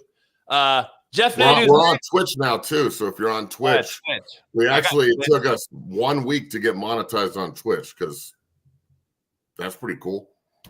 Yeah. Yeah. I did Twitch and I got that same deal and I haven't been on since. Yeah, well, that sucks for you. I think it's for like video games or something. Yeah, I don't know. I don't play video games either. I'm sure that's going to piss off the video game community too because I don't play video games. How could you not play video games, Matt? What the fuck? I don't play games either. Because I'm fucking 40. Yeah, y'all super. That's old. why I don't play. I haven't played video games in 20 years. Jerry, you 50 though. You got to round it up Jesus now. Christ. Anyway, I don't give a fuck. Matt, see you on Wednesday. Yep. Peace. Bye. All right, then, young Matt. Take a break Woo. real quick. I gotta get coffee and take a piss because Jeff's coming in real fast. It's fast. It's a fast moving show. Jeff's gotta come in and get out because he got another obligation right after. No, we're keeping him on for an hour. I don't care what he got. We're gonna break down the Final Four. We're gonna break down the Kim Mulkey saga, and we're gonna break down some more UFL. I got some different, interesting UFL quarterback takes for you, and we'll dive back into Warren Sapp, a rival at Colorado, and their other hires. We'll dive into that as well. We'll see you in about 4 minutes.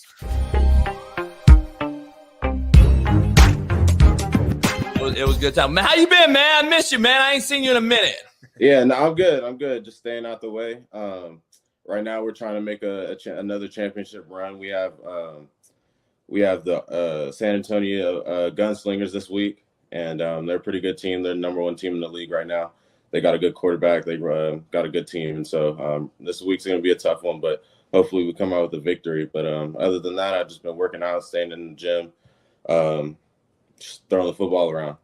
You finally in that weight room, huh? Hey, Malik hated the motherfucking weight room now. Don't get it twisted. Malik hated that weight room, dog. Yeah. No, for sure. I think I'm up to like 205 right now. So you look. I know. I saw you look bigger. How old are you now? I'm 25. I had a birthday July 7th. Happy birthday! Happy belated birthday, my guy. I appreciate it. Thank you. Yeah. Damn, 25. I'm feeling old as shit. Damn. Hey, I talked to your pops a couple weeks ago, man. I'm glad he's doing well. I hope your mom doing well. Yeah, everybody's good. They're still back here in Cali, right? Yeah, everybody's out in LA. Yeah, my brother just graduated. He's going to Shorter University over here in Georgia. So. Oh, really? Yeah, he's starting college and stuff like that. Oh, yeah, I've seen cats is shorter. My boy Big Smitty right here played at Ball State. He used to be on the show when you was on. Actually, when you was on this show right here. Okay. Your relationship like with Jason Brown? I just want to say thank you for having me on the show first and foremost. But my relationship with Coach Brown, he's more or less just like a bigger, older brother to me. So when you were on that show right there, Big Smitty right here was in behind the scenes working that shit. Okay, that's cool. He's still at Fox. He's still at Fox and shit right now. But okay, that's cool. And then I went on afterwards, and Whitlock called me an alcoholic. But that's a whole nother ball game. Nice to officially meet you, though, my guy. Like I said, I mean, Debbie, obviously watched the show, been knowing JB for the last couple of years, and like I said, I was at Fox, like he said, when you were there. But excited to finally have you on, and I know the fans couldn't wait once we announced that you were coming on. So excited to have you on, my guy. No, for sure. Thanks for having me on. I appreciate it. Yes, sir, man, for sure. Oh, Jay Henry's in the chat. Jay Henry's back. What up, Jay? Hey, Jay posted a comment earlier, Malik. He was like, people don't know. They don't. That's why I'm doing this show, Malik. When you get back in town, I'm gonna have you at the house, man, and we'll cook it up and have you on the show. Carlos Thompson's coming over today to do a little episode. He playing arena ball here in San Diego. Yeah. No, he's with the Strikers right now. Yeah, Strike Force or whatever they're called. Yeah, that San Diego team. And one of my guys is the head coach there. So they're gonna come down today, and I've been to a few games. Me and Eric Weddle, former Charger, Ram, Super Bowl champ. We went to a couple games a couple weeks back, but okay. He's gonna come down. But we're gonna. I'm doing the show, man, because a lot of people don't realize like how they manipulated and massaged this documentary. You've been in a couple of them. Florida State obviously did something similar when you were there. Yeah. Netflix comes to us when we're there. We already know the outcome of that shit, but people don't realize how they massage that type of shit. And that's why I'm doing this Last Chance True Tell-All. All right, we're back in the building. Welcome back. And we got the great Jeff Nadu. Oh, that was quick right there, boy. I didn't even know I was coming on camera. Huh? You didn't what, Smitty?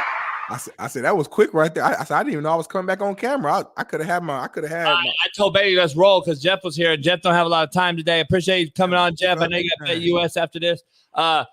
We got a lot going on. Follow Jeff Nadu on all social media platforms, plus the Crime Pod on TikTok. Hey, Jeff, real quick, I want to give you my unprofessional opinion, and then I want to get your professional opinion. I want to contrast and compare these.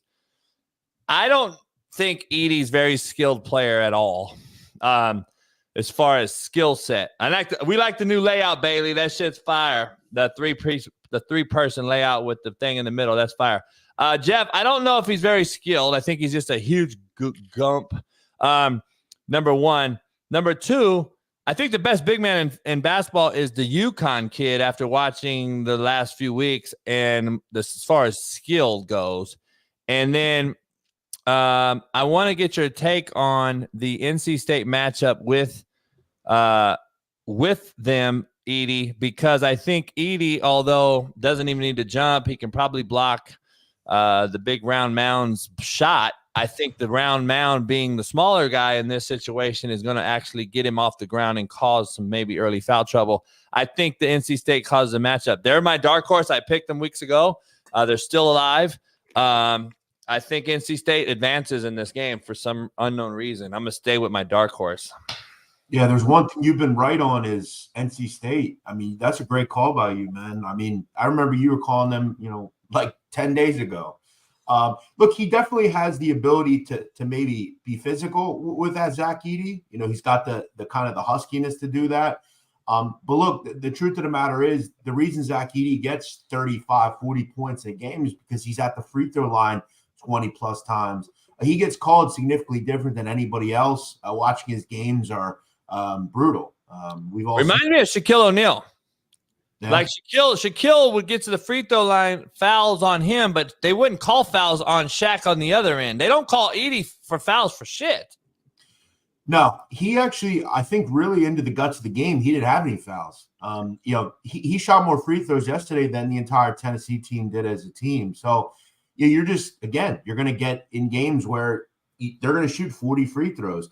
The problem that they have, and when you play them, is they didn't even shoot the ball well yesterday, and they still found a way to win. I've always said, and I'll keep saying this, yesterday was the first time I bet against them seemingly all year, and I won't be doing it again. They have Zach Edey and no one else does. That's just the truth. Now, the one team I think you made a comment about, this will end, I think, for them in the national title game. I think they'll lose to Connecticut because Connecticut also has a player, and I think he is a little bit more skilled overall than Zach Edey, and that's a mano-a-mano game. He can guard him straight up. He's a little bit more limber on the perimeter. Yeah, I agree. If you can find a prop where it's essentially UConn beats Purdue in the title game, so if you could bet that now, like exact matchup, that'd be something I'd be interested in. Real quick, Jay. I know we keep bringing up the free throws. Are you guys saying that you believe it's unfair, as if like he's not being fouled? Because when I watch it, I think he's just, when you're a physical guy and you're the size that he is, these smaller cats that they've been playing against, they have no choice but to try to be over physical just to maintain them, and they are fouling them. It may not be when you're a big guy and you get fouled, it doesn't look like a foul because you're just so big. It's like, it's not like you fall on the ground, all that stuff, but you're still getting fouled. Are you guys saying that he's undeservingly going to the line this much? Because that's kind of the feeling I'm getting from you guys. I don't think he's undeserving. I think he definitely is. Look, a lot of the fouls that were called yesterday were fouls, right? But I think more it's the issue of the other team not getting the calls. Like, if you look at all the games essentially that he's won this year, and he's won a lot, and they've had the foul discrepancy by like 15 free throws in every game. Like in the Big Ten, I think in all but 1 or 2 games, they had more than 10 free throws in their opponent. I think that's more the issue. There are a lot of ticky-tack things being called, and they get into this thing where, they call it one time, and it's not the same every other way. So I don't know. I don't know if it's that. I mean, he's a good foul shooter. That's the thing. He's a guy who shoots it at over 70%. Which is really good at that size. Yes, amazing. Yeah. And another thing about him that I will give him credit for is, look, he is significantly bigger than everyone else. It gives him a huge advantage. But remember, he's 7'4", 7'5", and playing like 38 minutes a game. That's pretty good physical shape. Like to at his size doing that, that's pretty unbelievable. That's why I got $25 on Purdue to win it all. And if I win about $560-something. Go ahead, JB. Nice call. No, I was going to ask you, Jeff, on the other end of things. Is there a better team? Is there a team out there? And the only team I mentioned to Smitty to start the show, the only team I think has a shot at UConn in this whole thing is the team that they're about to play in Alabama. Only for the reason of their tempo and that they shoot fucking 43s a game. And if anybody gets hot when you shoot that volume, is the only shot you have. And I just think they would have to be incredibly hot because this UConn team, just from what I'm watching, now this is also, I'm considering the audience and the room for who they're playing, but they're playing as well as I've seen in the recent, probably last 10, 15 years, as far as just a team that's putting their foot on their neck. It reminds me of the old Florida teams that won back to back. I think that this team's playing as well as those teams, maybe even the North Carolina and the Duke team, that the other UConn team as well that was on fire in the tournament. I think they're playing as well as anybody, but a hot team that runs with tempo and speed can be a nemesis to you. I think Alabama has the only shot. I don't believe Purdue can win because of what you stated, and I don't believe NC State can beat UConn. I think NC State can only go as far as they can go. But Bama has the only shot, in my opinion. If they don't get it, I think it's over. I think it would take a monumental effort to beat UConn. I really do. Look, what they did over the weekend to Illinois, who is the nation's best offense. That moment where it was about a 10-minute period where they outscored them 30-0, that was probably one of the more pathetic efforts I've ever seen in a basketball game. You just don't see that very often. And the thing about UConn that makes them so dynamic is they're an elite defensive team and an elite offensive team. They can score many different ways. They don't even have to shoot threes. Here's the thing, JB, about what you said. Here's the counter argument. If you're not making threes, Alabama, then what? Blowout. Yeah, I know. Right? Because UConn ain't going to sit there and go up and down. They're just not. They can operate anywhere, any way. I think, to me, the team that could beat them, I thought it was Illinois. I mean, I hadn't thought that UConn was really tested. I thought, Terrence Shannon would be – they shut him down. Terrence Shannon did nothing the other night. I think they're going to go back-to-back. I think this team's probably better, to be fair. I wonder what a $15 bet would do right now for UConn to win it all, because I'm thinking about protecting myself. What's the word when you protect yourself in the bet? Hedging. I'm thinking about doing hedging myself and putting like $20 on UConn to win it all. Because if the money makes sense, it might kind of put me in a perfect spot, low key.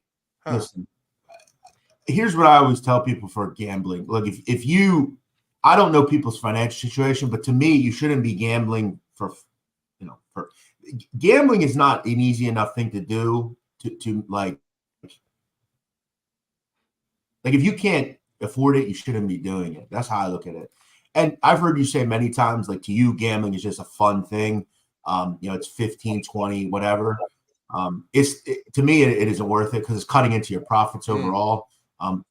You're just kind of looking for a no-risk sweat, I guess, at this point. But yeah, to me, I don't hedge ever unless it's like something huge. So like a 300 to 1, something like that. But you're cutting into your profit. And that said, UConn is a favorite at this point to cut down the net. So you're gonna have to risk more than the wager you want to make. You're gonna have to risk like $22. It's high. They're a favorite. Yeah. You know what? Never mind. Nadu had just changed my mind. I'm sticking to my guns, man.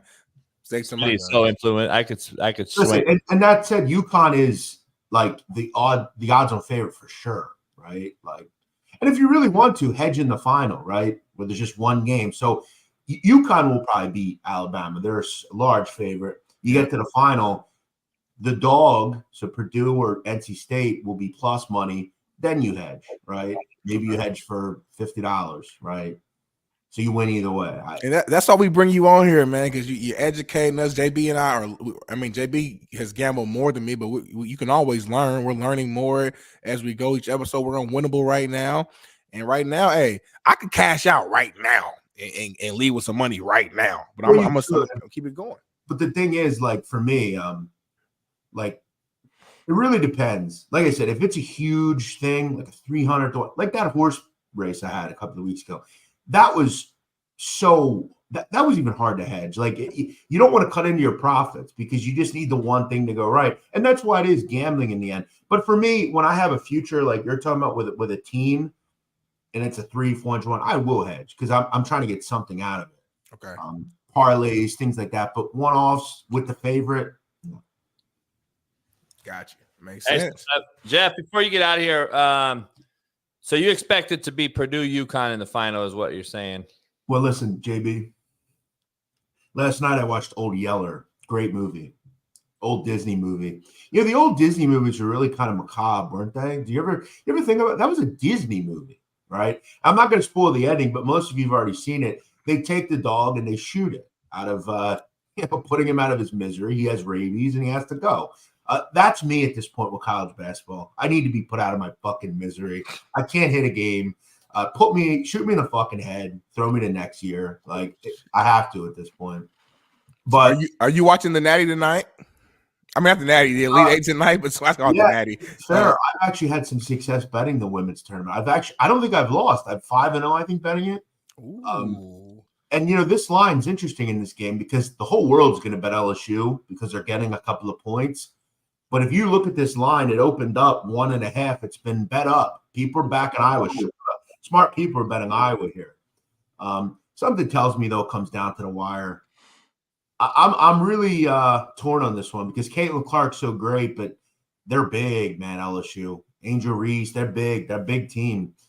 This would be a great game. I don't know why they put them in the same side of the bracket. Kind of a lame thing, I feel like, but we talked about that to start the show. I like it. I'm just glad that they're playing each other. That was my biggest thing. I would have been upset if we didn't. But when it's over, it's over. It's over. It's over.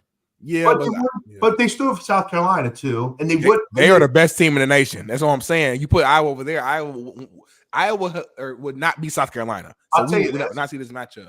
This tournament, the men's tournament, terrible.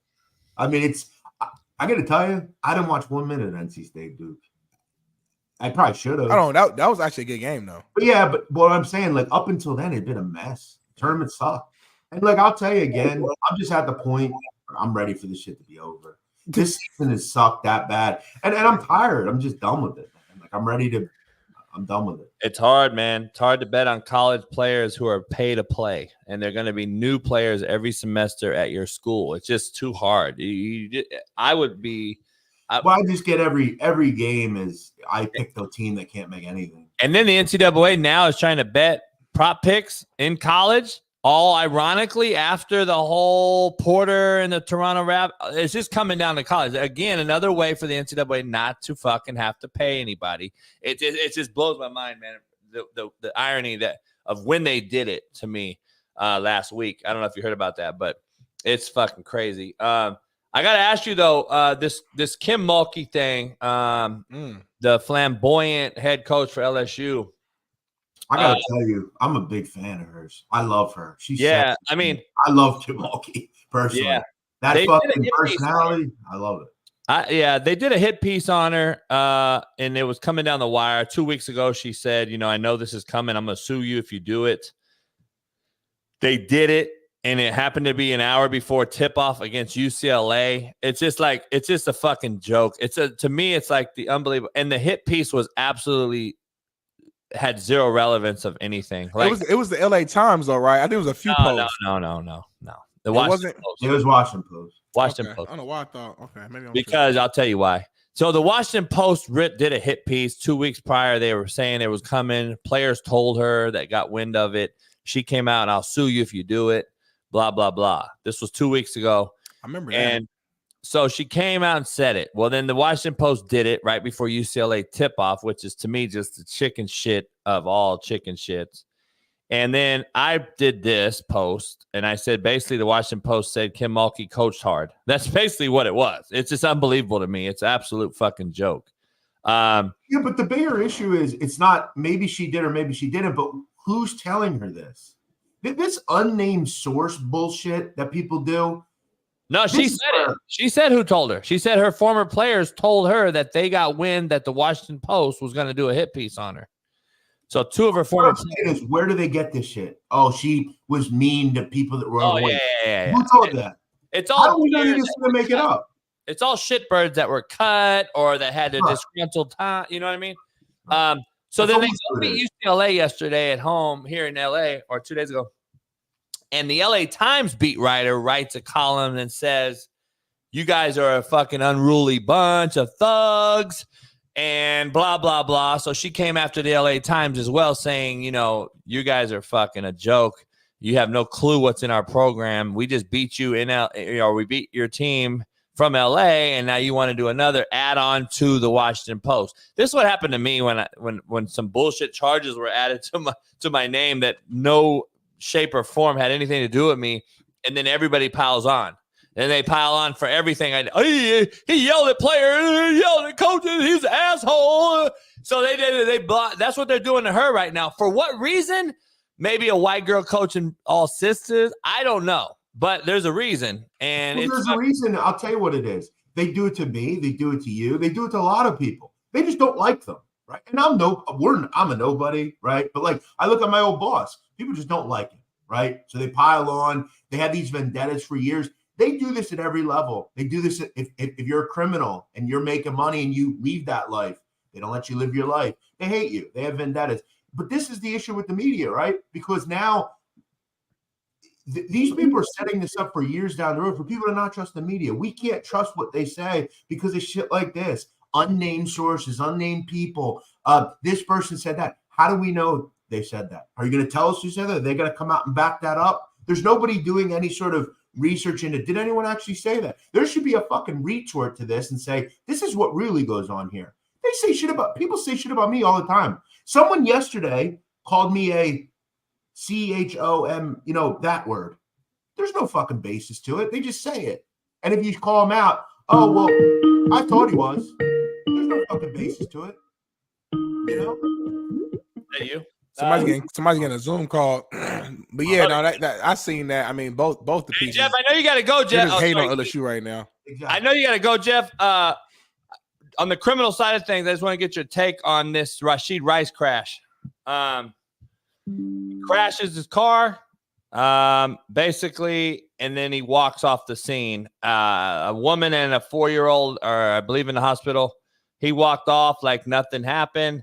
We're seeing this again. This is a Chiefs receiver, not named Tyreek Hill this time. Just another shitbird, I guess. The wreck happens. I get it, but walking off is the problem I have. What is your with your knowledge and background that you do on a lot of these things? So I have to read more into this. So he stayed on the scene, you're saying? No, he left. No, he just walked away. They're still looking for him. Yeah. So, okay. I never understood this about because again, whether or not he knows he did something wrong here because he left. That's his first problem. Yeah, there's 20 fat cameras on him. Right.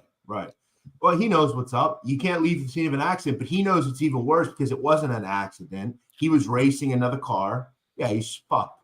He needs he should have just stayed because now he's going to get multiple charges on being a fugitive and evading and all that sort of thing. So could have stayed, and they both could have said that they weren't racing, because racing is like, I mean, how do you prove that we were racing per se? You say you were speeding. You got the dash cam, Smitty. This guy, he had a great season, right? He really came on towards the end, Super Bowl champ. I don't understand that. Why? To fucking we say the same shit because your car's faster. You have a fucking Lamborghini, bro. Of course, your car's faster. He was actually in the Corvette. He was in the Corvette. His cleats are still in the car. They impounded him. A lady and her kid got hurt. On the other side is this is just walks away. Look at that shit. Ooh, he's in the orange, or no? I think that's him in a white shirt, if I'm not mistaken. Shirt.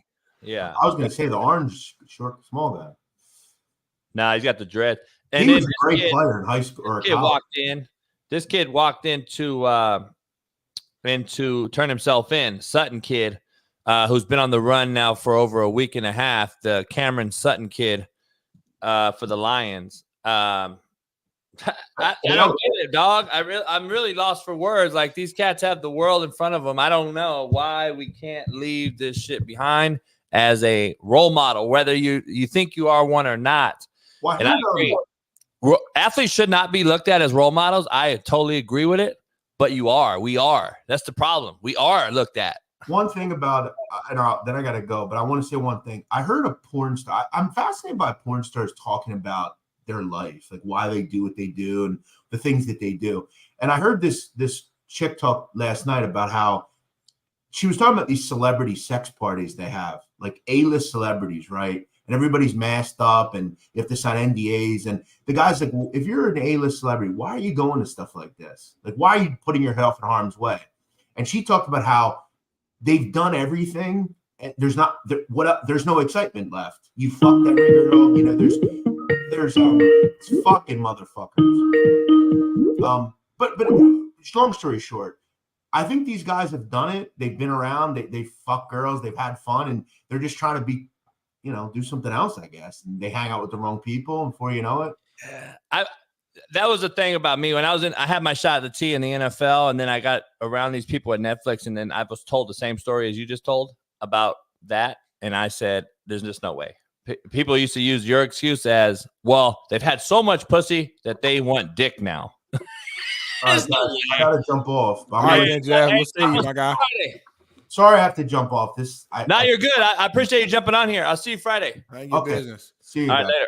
My thing, JB, with this is just because you get money, just because you make it to a certain level, it doesn't immediately just change who you are. It doesn't necessarily immediately make you a man, make you a woman. It doesn't mature you. It doesn't take you away from, I guess mentally from like the environments that you came from. So I just think for some people, they're able to immediately tap into that mature state and understand, okay, I am now an NFL player, I'm an NBA player, I'm whatever, and I have different responsibilities. I cannot do what I used to do. And for some others, it takes them to bump their head in order for them to learn and get to that point. Like you said, a lot of these guys are coming from whatever conditions they come from, and he probably been racing cars and had no punishment. Nothing has ever happened. They probably been, smoking and doing this, or like, well, whatever example you want to use. These are things that these kids have been doing their whole lives, basically. So now they get money, and we expect them to just immediately just change. And some people are able to adapt like that, cold turkey, cut everything off and immediately do that. And those are the ones who you don't hear a word from, and they don't get in trouble, and they stay clean. But a lot of guys, unfortunately, aren't able to do that or decide not to do that. Again, I'm not making an excuse here. I'm just giving guys more nuance and context as to why it happens, because you see it so often all the time. Spectrum. I'm on the other side of it on your end. I'm on the other side of what you're saying. I've done a little deep dive into this, talking to players that have left me, gone on to the NFL, certain things. And I completely disagree for the fact that I don't believe they've raced cars at all. I believe they were broke as shit. They were struggling. They understood it. They were trying to do it the right way or the wrong way, being for how they were raised, regardless, right? And what happens is you get this amount of money and this fast car thrown at you at the University of Georgia. You then think you're a speed racer because you have a car that goes fast, and all the homies and the fucking peer pressure that you face to go race someone that also has a fast car for the first time in their entire life is what creates what we're seeing today. That's why I agree. I disagree with what you're saying. I don't believe these cats were racers growing up. I think they played football, Smitty, basketball. They were playing sports. They were banged out, whatever it may be. They weren't racing cars, doom buggies. Maybe I think it's twofold. I'm not saying you're wrong. I think we're both right. I mean, again, I can just look at my own experiences. Like, I don't think just because you have a fast car is the only reason why you're racing. I think that makes you want to race more because you have it. But again, I mean, I know personal stories that I've been involved in where we got pulled over by the cops before for racing in the street in regular everyday cars, Chevy Impalas and stuff like that. So I've been saying I know young kids as well who've been racing in regular cars. So I think it's twofold. Again, if you have a Mustang or Camaro or whatever type of fast car, will it entice you to do it more or want to do it? Of course, like that's common sense. Like, but I also know a lot of kids. I disagree with you because I also know a lot of kids who were racing before they got the bag. And we don't know about it because we don't know about it because we didn't see it. Nothing happened. The car wasn't that fast. You know what I'm saying? Like, so nothing happened. But now when you get in the limelight, you're a D1 player at Alabama and you're racing, everyone's going to know. It's a different situation. So, I don't know. Like I said, what's the solution? I guess stronger punishments, but that's it. It's not like you can't take the money away from these guys. Like you said, this is an NFL guy. It's not like he's in college. So he has an NFL contract. It is what it is. So, I mean, I don't know. I don't know what the solution is. Yeah. I want to dive into something else. LeBron James is always in the media for something he says, something he does. He has a neighbor that's squatting. And it's crazy that he's kind of pissed off about it now. Says he cares about what's happening in the neighborhood, but he's also been on record saying that Biden should let illegals in the country. Now he's kind of hot. What's your take on him when it affects you? I believe, Smitty, I think we Steph Curry also has done something similar to this. He's not happy that they're building HUD housing up near his house. When it affects you and hits you in the mouth, I always like to see the rich react, I guess the word is, react to certain things that happens to most of all of us common folk out here. I like to see this happen. Now, LeBron's earned everything he's gotten in his life. So, it is what it is. But this squatting thing has gotten so out of hand that the rich now are involved in talking about it. It's going to be very interesting, homie. I'm going to be honest. It's going to be very interesting. DeSantis in Florida has made it a law. Texas has made it a law. I'm trying to figure out why we can't make it a law. Newsom's sitting here doing press conferences about fucking Made Up Human Day yesterday instead of addressing the fact that we got illegals taking our properties right here in San Diego, right here in L.A. I'm trying to figure out. Those two states just did it, Smitty. Bam. Squatting is illegal now. It's against the fucking law. We can do it as a state. California refuses. They want us to have a problem. And it's going to take LeBron or somebody to fucking say, hey, what the fuck's going on? I'm leaving. I see it being a big problem, Smitty. The only reason I'm bringing it up is, can he be out of L.A. and the Lakers? I'm just saying, this is a problem. You don't want to spend a $30 million house, Smitty, and you got illegals up there 2 a.m, having a bunch of motherfuckers up there, and now you got to hire security coming out your pocket. Now he's got 24-hour security up there. So LeBron came out in a press conference the other day and said he had to hire security. And now it's 2 a.m. and they're banging music and having parties. And they said the parties don't start till 2 a.m.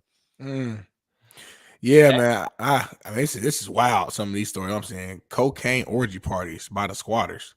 Listen, this squatting stuff has just been insane just from the beginning. But like you said, now that it's impacting the rich and famous, I think it could have a actually do something about it now because they don't want to lose the rich people from wanting to live here. You know what I'm saying, or just even having their support as well.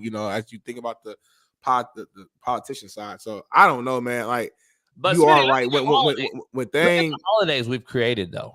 There's a list of holidays here, and here's what I want to say real clearly, and I want to take this time to say, we've created these days for a person that really wasn't biologically created by God or Jesus or anyone else.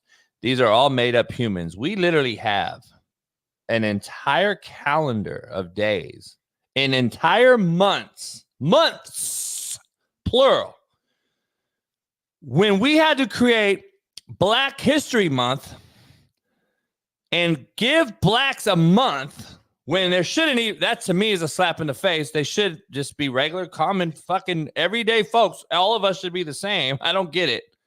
But we did this over black celebrations.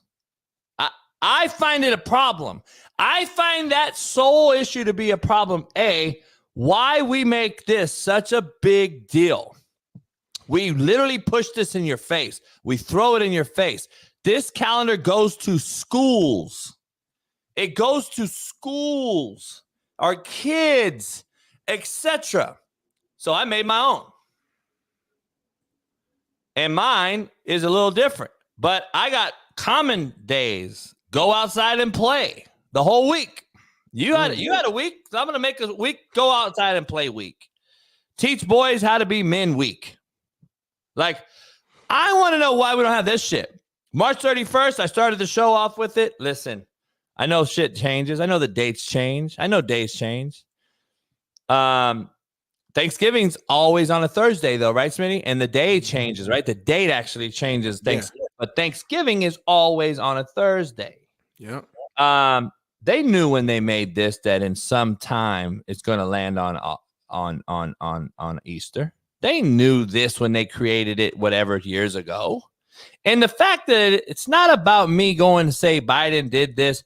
No, Biden announced that this is the day on Easter. We understand that it's been on the 31st for quite some time. That's not the fucking issue. The issue is you exploited it on Easter. You made it a fucking issue. You made it a topic of discussion. Instead of Easter, he has risen, we talked about lighting up major buildings in New York for LGBTQ. Like, I find that to be the issue. So I created my own list, and it kind of took, it kind of hit Twitter by fire. But I did it for jokingly and shit, man. But it's like, it's a joke. It's a joke to me. And I don't understand why more black folks aren't talking about it. Because every black folk homeboy that I talk to, they're like, dog, you're right. We don't even bring it up. We should be. Hell yeah. We got Black History Month. Blup, that's it. These motherfuckers got every single day, month, 2 months, fucking months of it. They got a whole month of May. They got a whole month of October. They got a whole fucking month. And then within the October month, Smitty, they also have days inside those months. I'm like, hold up. You already have October, but now you have, like, for instance, entire month of June. But then in June 23rd, they got a day. On June 28th, they got another day. What? You already have the whole month of June. Right. Why do you have more days? I don't know what I don't get it. Well, I don't know what they're trying to push right now. It's alarming, you know, trying to learn what the government and what they're trying to do is tough. I feel like, you know, I was talking to somebody the other day. I just feel like over the last few years, they've been trying to just feminize men in just the world, or at least the country, as much as they possibly can.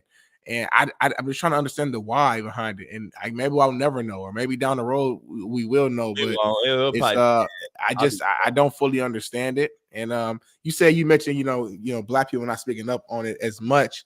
I just think we just, like you said earlier about the LeBron thing, where it's like, I don't know, like we have so much that we just deal with on our own, just day-to-day stuff that we just deal with, that I think some stuff we kind of turn a blind eye to. And it's also like, at this point, like, we don't expect nothing from the government or the country. Why we're not surprised that we only get a month and everybody else gets everything else. Like, it's kind of, you get to a point where you even have a month, to be honest. You to a point where you expect it, you know? Yeah, I don't believe you should have a month. I don't believe a month is a slap in the face. Yeah, I mean, it's twofold. It's a slap in the face, you know, that we're in the position that we even have to acknowledge Black History Month. But at the end of the day, reality is reality, and we know that Black people have been treated as probably some of the worst people here on earth. You know, it's arguable, but I mean, we've been treated bad, especially on this country. So like, it's like you give us a month, and we're supposed to feel good about it, and we should. The bottom line, but at the same time, at least we're trying to, I don't know, teach a little bit of history. I don't know. I get mixed emotions about it, but at the end of the day, man, this country is in a bad spot right now. I will admit that. And I'm not no politician, none of that stuff, but something got nothing to do with politics. It's about just like straightforward stuff. And when I saw that tweet yesterday from Biden, I'm like, come on, bro. Like, you say Happy Easter, and it was like this little easy little tweet or whatever, and it's just like no effort put into it. And then follow-up was way deeper. There's been a hold down of a lot of different people. I mean, the white folks took the land from the Indians. I mean, there's been so many different like takes on what has happened in this country. This is the issue I got. And every time you bring up race, there's going to be haters, and there's going to be people that agree, and there's going to be people that don't. It is what it is. That's I'm black, so I can't speak on nobody else. I'm gonna speak on my experiences, my family experience, and what I believe. It's an opinion based on who works, but it's not. I mean, we know black people have been treated like shit from day one. Let's keep it 100. Like, it ain't no way to sugarcoat it. Like, it's and it's also like I think today in this world we've never been more divided. So I don't think this country's been more divided, period. Like, there used to be disagreements all the time, whether you're blood crip, whether you were fucking backwood redneck, country singer, whatever it may be, Republican, Democrat, everyone actually could have a conversation and discuss it. And if you threw a couple blows, so be it. But nowadays, dog, it's a fucking act of fucking straight up division. Like, you're from another country, and you're a communist, and we're ready to go to war. That's how the country is right now. And to me, it's a joke. Like, the minority silenced, the majority, or the minority's loud, the majority silenced because we're scared to be canceled. I still believe the majority is the good in the country. I still believe the majority still wants to do it the right way. I just think they're silenced by the minority because we're scared to talk. Fuckers are scared to talk up. That's why I'll always be the guy that I tell the truth. We're too scared to tell the truth because these fucks keep canceling us because we say the truth. And that's just what it is. Like, I'm tired. I'm just so tired of dealing with the bullshit. You could believe or agree or disagree. It doesn't matter. But at the same time, it's like, dog, we got to stop with the fucking, division. Like, we have no leadership, none at all, at any level. I don't give a fuck what level you're talking about. President, vice president, governors. It just, you got a governor like DeSantis and Abbott, and then everyone loves them, and then everyone hates the other ones, and then it's like, fuck, which one are we? Like, we got to figure it out. I don't know. I think our government's worse than any other government, by the way, but that's just me. I want to dive into this Colorado shit, back to sports, Smitty. And I know I've been on record viral about women shouldn't coach in the NFL, blah, blah, blah. I wanted to dive into this Warren Sapp thing. I took it as cringe. I wanted Matt to get his takeout on it. He agreed somewhat that, he's never coached. We don't know what Warren Sapp's going to do. He's an analyst, by the way. He's not a coach. But at the same time, he's basically equivalent to a female to me. The only difference is he played. He played at the highest level. Is the only difference separating him from a woman that coaches in the NFL or college football. I'm just going to say it straight out. I'm not huge, and I'm saying that to defend the women's side on this, because at the same time, I'm not a huge fan, and I've been on this kick. I'm not a huge fan of new booty coaches just because you have a name. It is the same as nepotism to me. He has not earned anything in this coaching world. He's just overstepped everybody that was been grinding and trying to get to that spot. And now he's in that spot. He got his degree, and blam, he's now there. Not a big difference between him and a woman, Coach Smitty, except for he played. He's a Hall of Famer. He's a name. Let's just be real. He's not a coach. He's an analyst. So now what's going to happen is, Smitty, to defend all the people that says, well, he's not a coach, JB. Well, guess what? An analyst is going to be the excuse you use when he is a coach in 3 years, and you're going to say, well, he grinded. He was an analyst. You all forget how he jumped everybody to become this analyst. And now he'll be a coach in 3 years, and you'll be like, he earned that shit from the mud.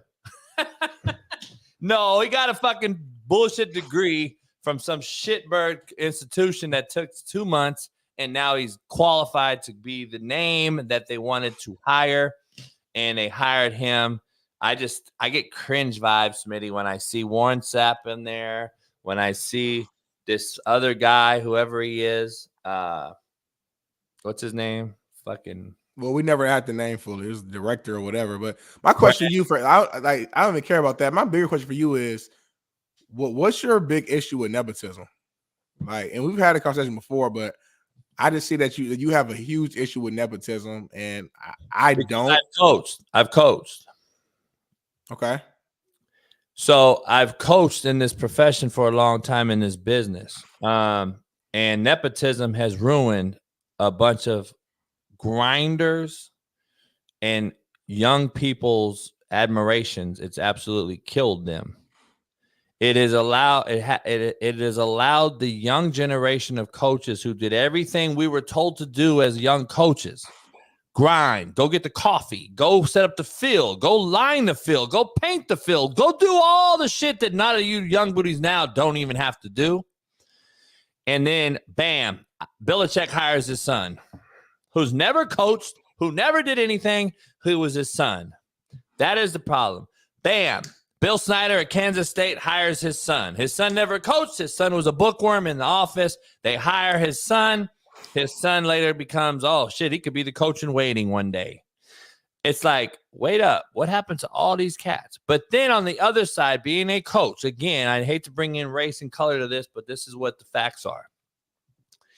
You hire young brothers. Nowadays, the Polynesian coach is now the new brother assistant.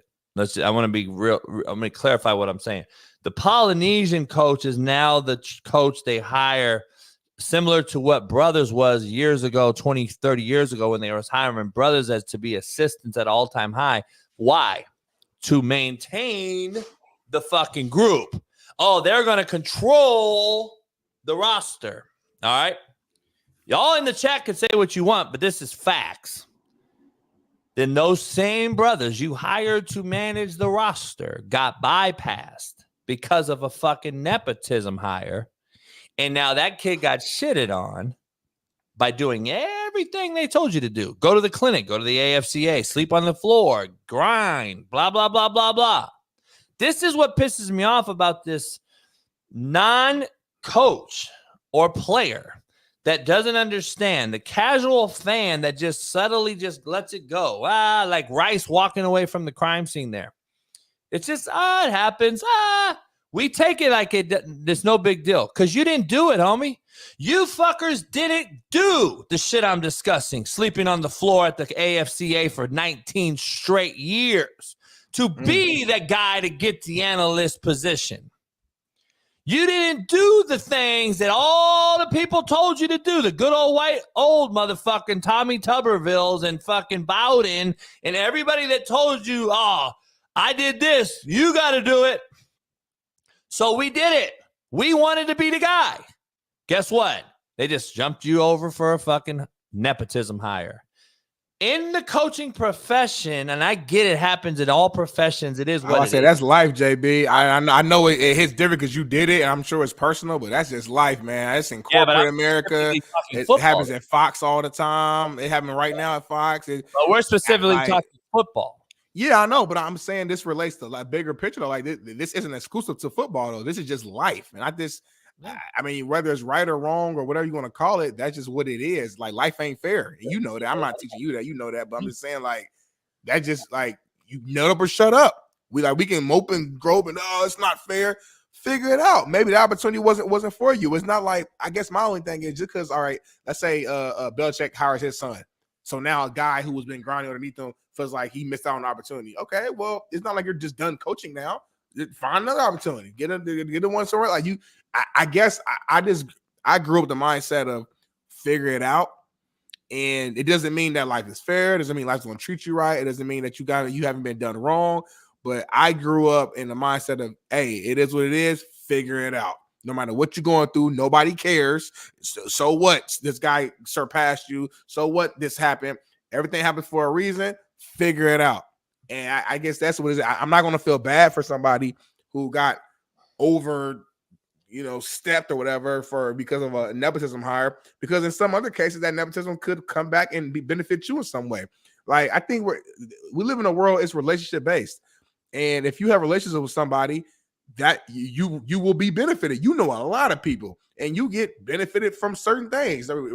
Something as little as going to the Dodger game. That's not nepotism per se, because you're just going to a game. But yeah, but my point is like that's life. Like you put people on.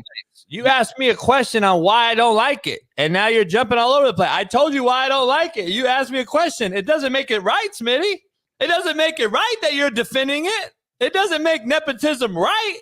You asked me a question. I don't know if it's wrong though either though. I don't know if it's right or wrong. I think it is what it is. All I'm saying is why I don't like it and why I don't respect it. I'm not saying anything else. I'm just answering the question you asked me. It doesn't make it right that you were jumped over. It's not wrong either, in my opinion, though. We're arguing the same shit, in my opinion. The only issue is I'm just discussing coaching hires per se in the profession. That we will jump over to hire a name A, a relative B, and will manipulate the nepotism hiring process, which I know for sure happens and seen happen because certain states started putting nepotism laws in place. They wouldn't put a law in place unless it was affecting what? The business. So, or the outcome or the persona. So what happens is Bill Snyder now calls a homie at A&M to hire his son. Because now we're it's a good old boy fraternity. We all know that in this coaching fraternity. What happens is, boom, I call you over there. You don't think that somebody at Fox knew somebody at ESPN and vouched for Shay Shay? Like, that is what it is. It's still at the end of the day, I'm jumping someone else to put you in this position. So we'll manipulate the process, which will even tenfold this thing to me where, listen, life ain't fair. I say it all every day. I don't really give a fuck about the fair part about it. I'm just talking about the fact that we have, in my opinion, the worst coaching I've ever witnessed in my life at every level. It's the worst coaching I've ever seen. And there's a direct correlation on the hires in recent history on why that is. And that's why I'm so hard on the women shouldn't coach. That's why I'm hard on Warren Sapp needs to go learn how to coach. He's just the name that played. He ain't better D-line coach than fucking, I know 1,000 of them right now. But that's the issue. That's my point on this whole thing. It really doesn't give a shit about the nepotism part about it. It's about the actual quality of our kids, of the coach our kids are getting. That's the issue I have. And don't tell us to grind, when at the end of the day, I had a real coach tell me, Pete Carroll told me one day, you'll never coach D1, JB. This was 20 years ago. I said, why? He goes, because you have everything every one of us needs. Players, classes, the control. You possess it. They'll never hire you because once we hire you, we don't have your players anymore. We don't have your class connections anymore. So when he told me that, I said, at least one person told me the truth. See, I'd rather respect that part of it than everyone sitting here whispering sweet nothings and saying this, and this. No, tell the truth. Coaching is shitty right now at all levels. And it's because we're hiring people that are not qualified. We're hiring names over production. So you think this is new? Like nepotism in coaching is new? Because you're saying coaching is bad now. Clear. No. I want to be clear. See, American Hustle, these idiots in the chat that have no clue what coaching means. So you said he's not a coach earlier. Now he's saying he is. See, this is the casual fan that has no clue on what the fuck the profession entails. You should just stay in your lane. It's embarrassing, dog, that I see you fucks that don't have a clue about certain professions, and then you dive into them like you know. Just like when you know about football, you've never watched film, but you bet on fantasy on FanDuel and you win because the quarterback got you so many points one day, and now you think you're a professional. You're not. What coaching means, anyone on that fucking staff is under the coaching umbrella, you dumb fucking idiot. We don't say Warren Sapp got hired as an office and an analyst. No, he's on the coaching staff at Colorado, you fucking moron. Stay in your lane, I'll stay in mine, and you just shut the fuck up. Coaching is under the umbrella because any day now, Warren Sapp, since he got his degree, can go from analyst to D-line coach. Any day. It's all at the discretion of Deion Sanders. He is not a GA. He got his bachelor's degree. He does not fall into the criteria as being a 20-year-old GA. And he didn't have to go through and doesn't have to graduate as a grad assistant anymore. He doesn't have to pay. He doesn't have to sit there. He now can get a salary as an analyst. And that is what this process is. So if you learn from me, guess what, American Hustle? Learning means shut the fuck up and do what I say. Dumb fuck. So anyway, go ahead, Smitty. Where are we at now? It's 8:30. Cameron Sutton turned himself in. After the Rashid Rice, or before Rashid Rice happened, he had issues with the law. Now he's turned himself in. Now Rashid Rice is on the run. We got all that shit, and then you hire Warren Sapp as an analyst, and then you hire another guy to I don't know what he's doing, and then all of a sudden you get Shedeur Sanders again to now be in the news. Last year, he was in the news for a Rolls Royce, getting tagged and bagged. Now he's in the news for buying a Cybertruck. Ooh, that truck nice though. Ooh, The Cybertruck. Military base. That mug clean, JB. I mean, I know who you are. I know the way you sipping that coffee right now. That you know what you thinking. But I ain't gonna lie, it's a nice truck right there, JB. Yeah, Pat Press got one. I listen. I'm done. I know he's too young though to have it. You're right. He's too young to have it. No, I'm done talking about it. Like, it is what it is. This guy's got all this money. This is what it is. Tom Brady means nothing. He's a nobody. It's clear. Just come out and say, Tom Brady, I know you've been telling me to stop with the cars and the excess shit. I should be studying this game because I want to be the number one pick. You haven't listened. So did Tom tell him to stop buying cars? I don't think Tom ever just said say that. He did say that. Actually, right out of his verbatim, he said that. Stop buying cars? Okay. There's a video. It says, quit buying Rolls Royces and worrying about that and worrying about football and breaking down this film. It's verbatim. I'm sure Bailey can find the video. It was actually on IG Live together with him. But anyway, listen, he ain't gonna, it is what it is. I'm not pocket checking the little homie. Do what you do. Do what you do. Nah, you doing something. That's why we got the topic on here. We ain't bringing on it for nothing. So you doing something right now. No, that's why I'm done. I'm done. I'm not gonna talk shit about him because I'm a hater and all this shit. All I'm saying is when the kid doesn't perform to what you all believe he is, you all think he's really one of the best.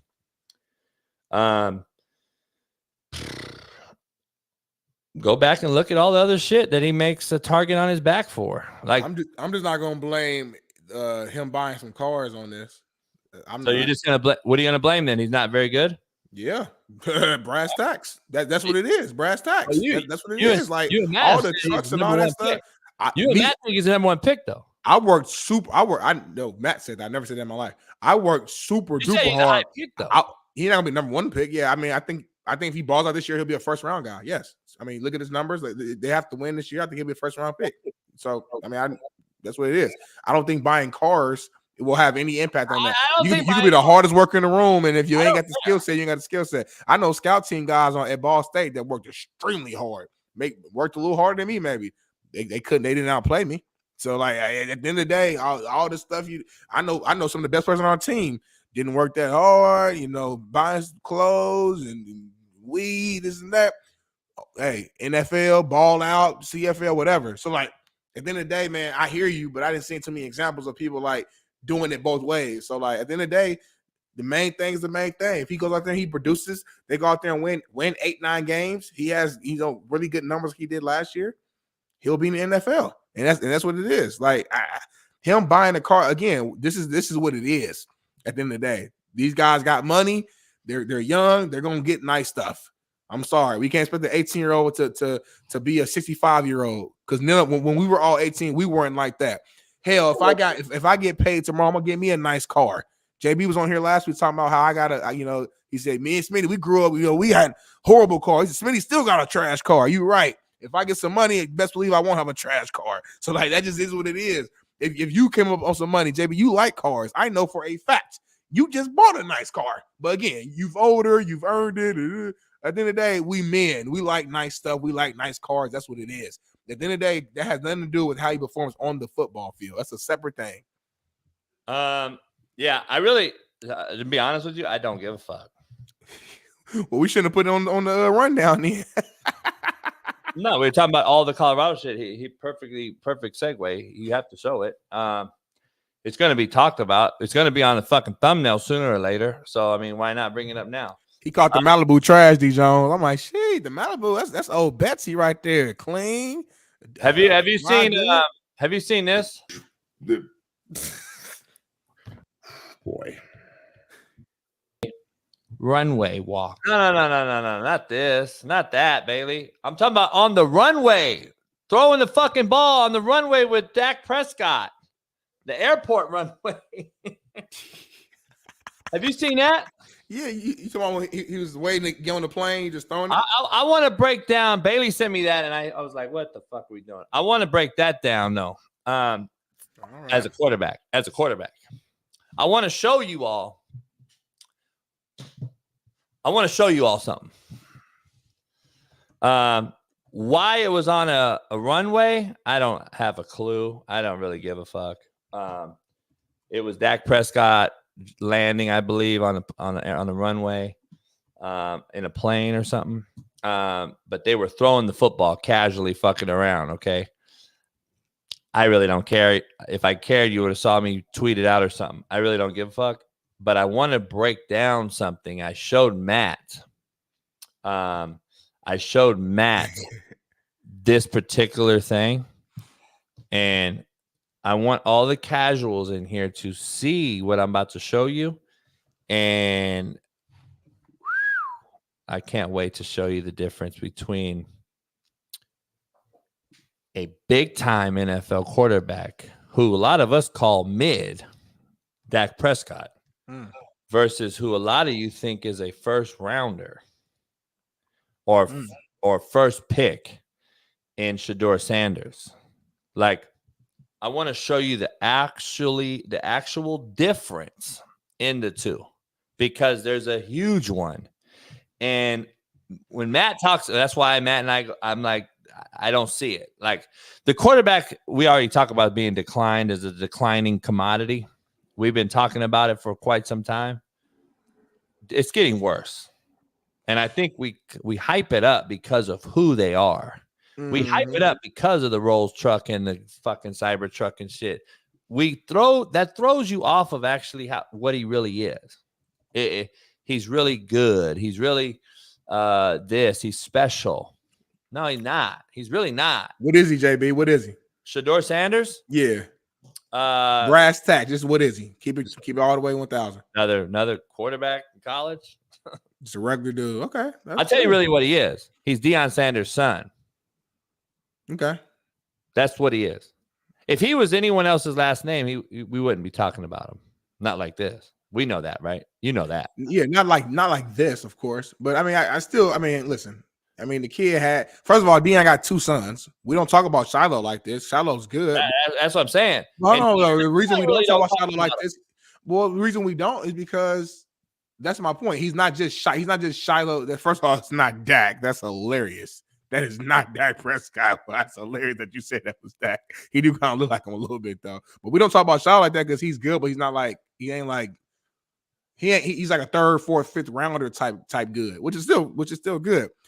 The reason why you talk about Shedeur like that is not just because he's Deion's son. It's because, I mean, the numbers back it up too, though. His first year playing at this level, he throws for over 3,000 yards, 27 touchdowns, only 3 picks. Like, that says something with no O-line. We all saw the O-line. It was trash. So, like, you're going from a HBCU where people didn't know if he would be able to translate, and your first year at this level, you do that. That's pretty impressive. Now, he has to follow that up with even a much better year this year because he has help and more experience. But it's not just he's Deion's son. Here it is, because Deion got more than 1 son. We don't talk about the other one like this. Well, Deion don't talk about him though. Don't tell me. Deion literally is on podcast after podcast. Never mentioned Shiloh if you've watched any. So yeah, I don't feel sorry.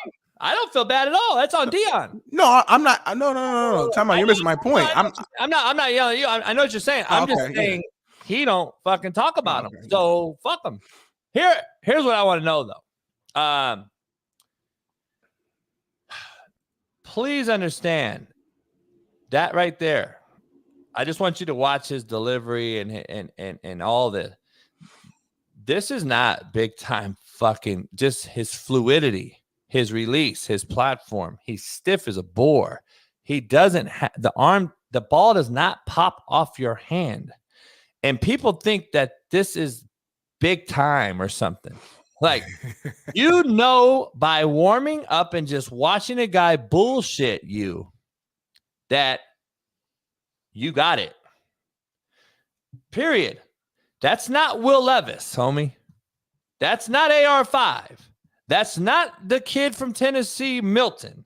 That's not any of these cats that have all this freakish talent that still struggle in the NFL, by the way. This ain't the guy. He got the intangibles, JB. No, he doesn't. He got the intangibles. He's not Kyler Murray. He can't run around. He's not Mahomes. He's not even Caleb Williams. He doesn't have the skill set that all you guys out there are forcing down the casual fan's throat. Brady didn't either. He doesn't. Brady didn't either, though. And Brady became a GOAT. We're talking skill set. But as a quarterback, it's a lot more than just skill set. You say that we come on the show. We've been coming on the show for 9 months. I've been on the show about almost a year now. And every show, at least for a hot second, we talk about this is the most skilled, talented generation ever, but they're horrible at the quarterback position. So don't use that against them now, because obviously skill and talent don't matter then. What do you mean? I've already said this. I've already broke this down. You're actually helping me. It might be a blessing. It might be a blessing in disguise for him that he's not as talented, because now he has to use this. He has to use this and use intangibles and use this right now. No, it actually goes with my take. You're making my point for me. Like, this literally is what we do. We talk about this freaking nature AR5 coming out. He's a freak. He can do all this, and this. Mm-hmm. And we'll see. We don't even know yet. Okay, we saw a little bit. We said that about Kyler Murray. We've said that about all these players. Josh, all these guys are freaks of nature. They struggle in the NFL. And they have those things, Smitty. They are a freak of nature. They can get out of trouble. They can run around. They can throw the ball across platform, fucking 45 yards on a dime. This guy can't do those things. That's my point. He can't do any of those things. You're making my point now. He can't do any of those things, and he's not good enough skill set wise. Those other guys are. So when you can't do something from a skill set standpoint, what do you have to do to make sure that you can still be at that level? You have to lean on other things, JB. When I played Division I football, I was 5'11", 275 defensive tackle in D1.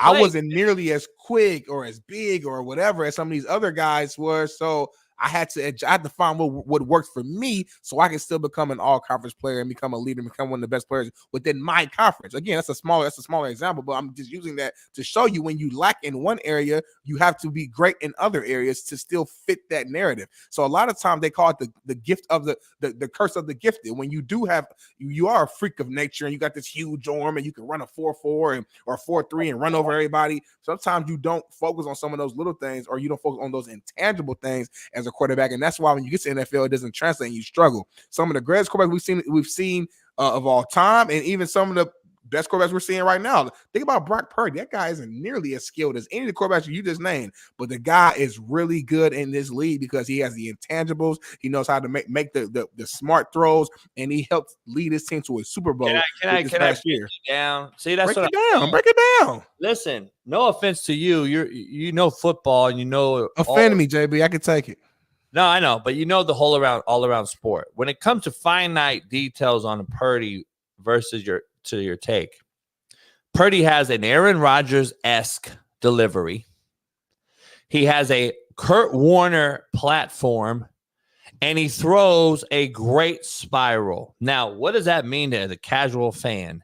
It means a lot because he's not 6'5". He doesn't have a cannon, but he does have a great roster and understands manipulation of the pocket as his eyes read coverage. That is what Brock Purdy does better than most in the NFL on a great roster. Is he a great big-time QB? No. I think he's actually the issue there. But guess what? He throws the best dig route in NFL. He has one of the quickest releases in the NFL, which helps him be successful. Shedeur Sanders does not.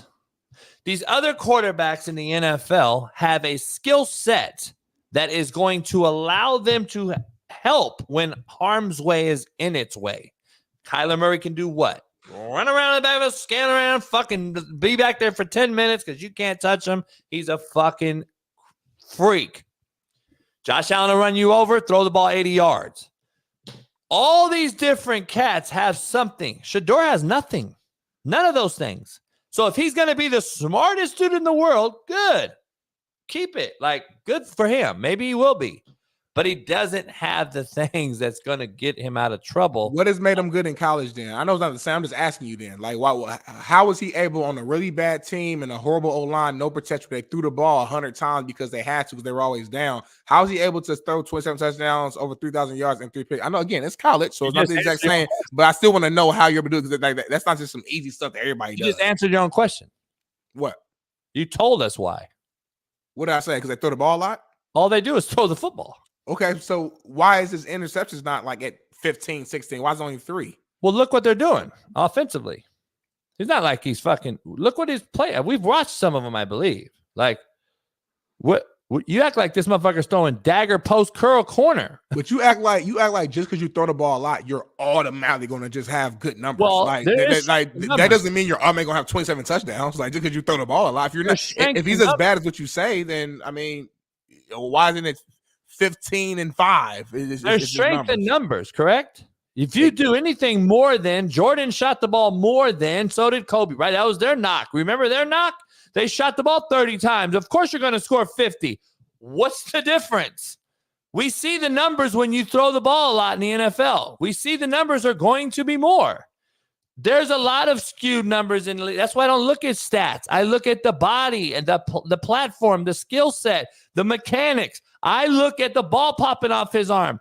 Why does Shaun King, former NFL guy, Derek Anderson, former NFL guy, myself, former NFL quarterback, cup of tea coach also, and why does Eric Weddle, who played in the league and won a Super Bowl, all think the same way?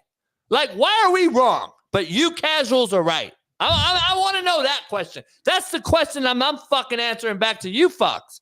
Why are we wrong? I think nobody really knows, though. Like, just because you play in the NFL or you was a coach, like, people are wrong every single year about every draft pick that comes into the league. Oh, this guy's going to be this, and it's not that.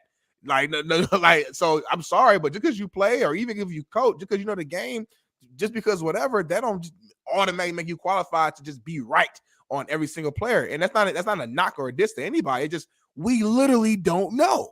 We do not know. No one knows.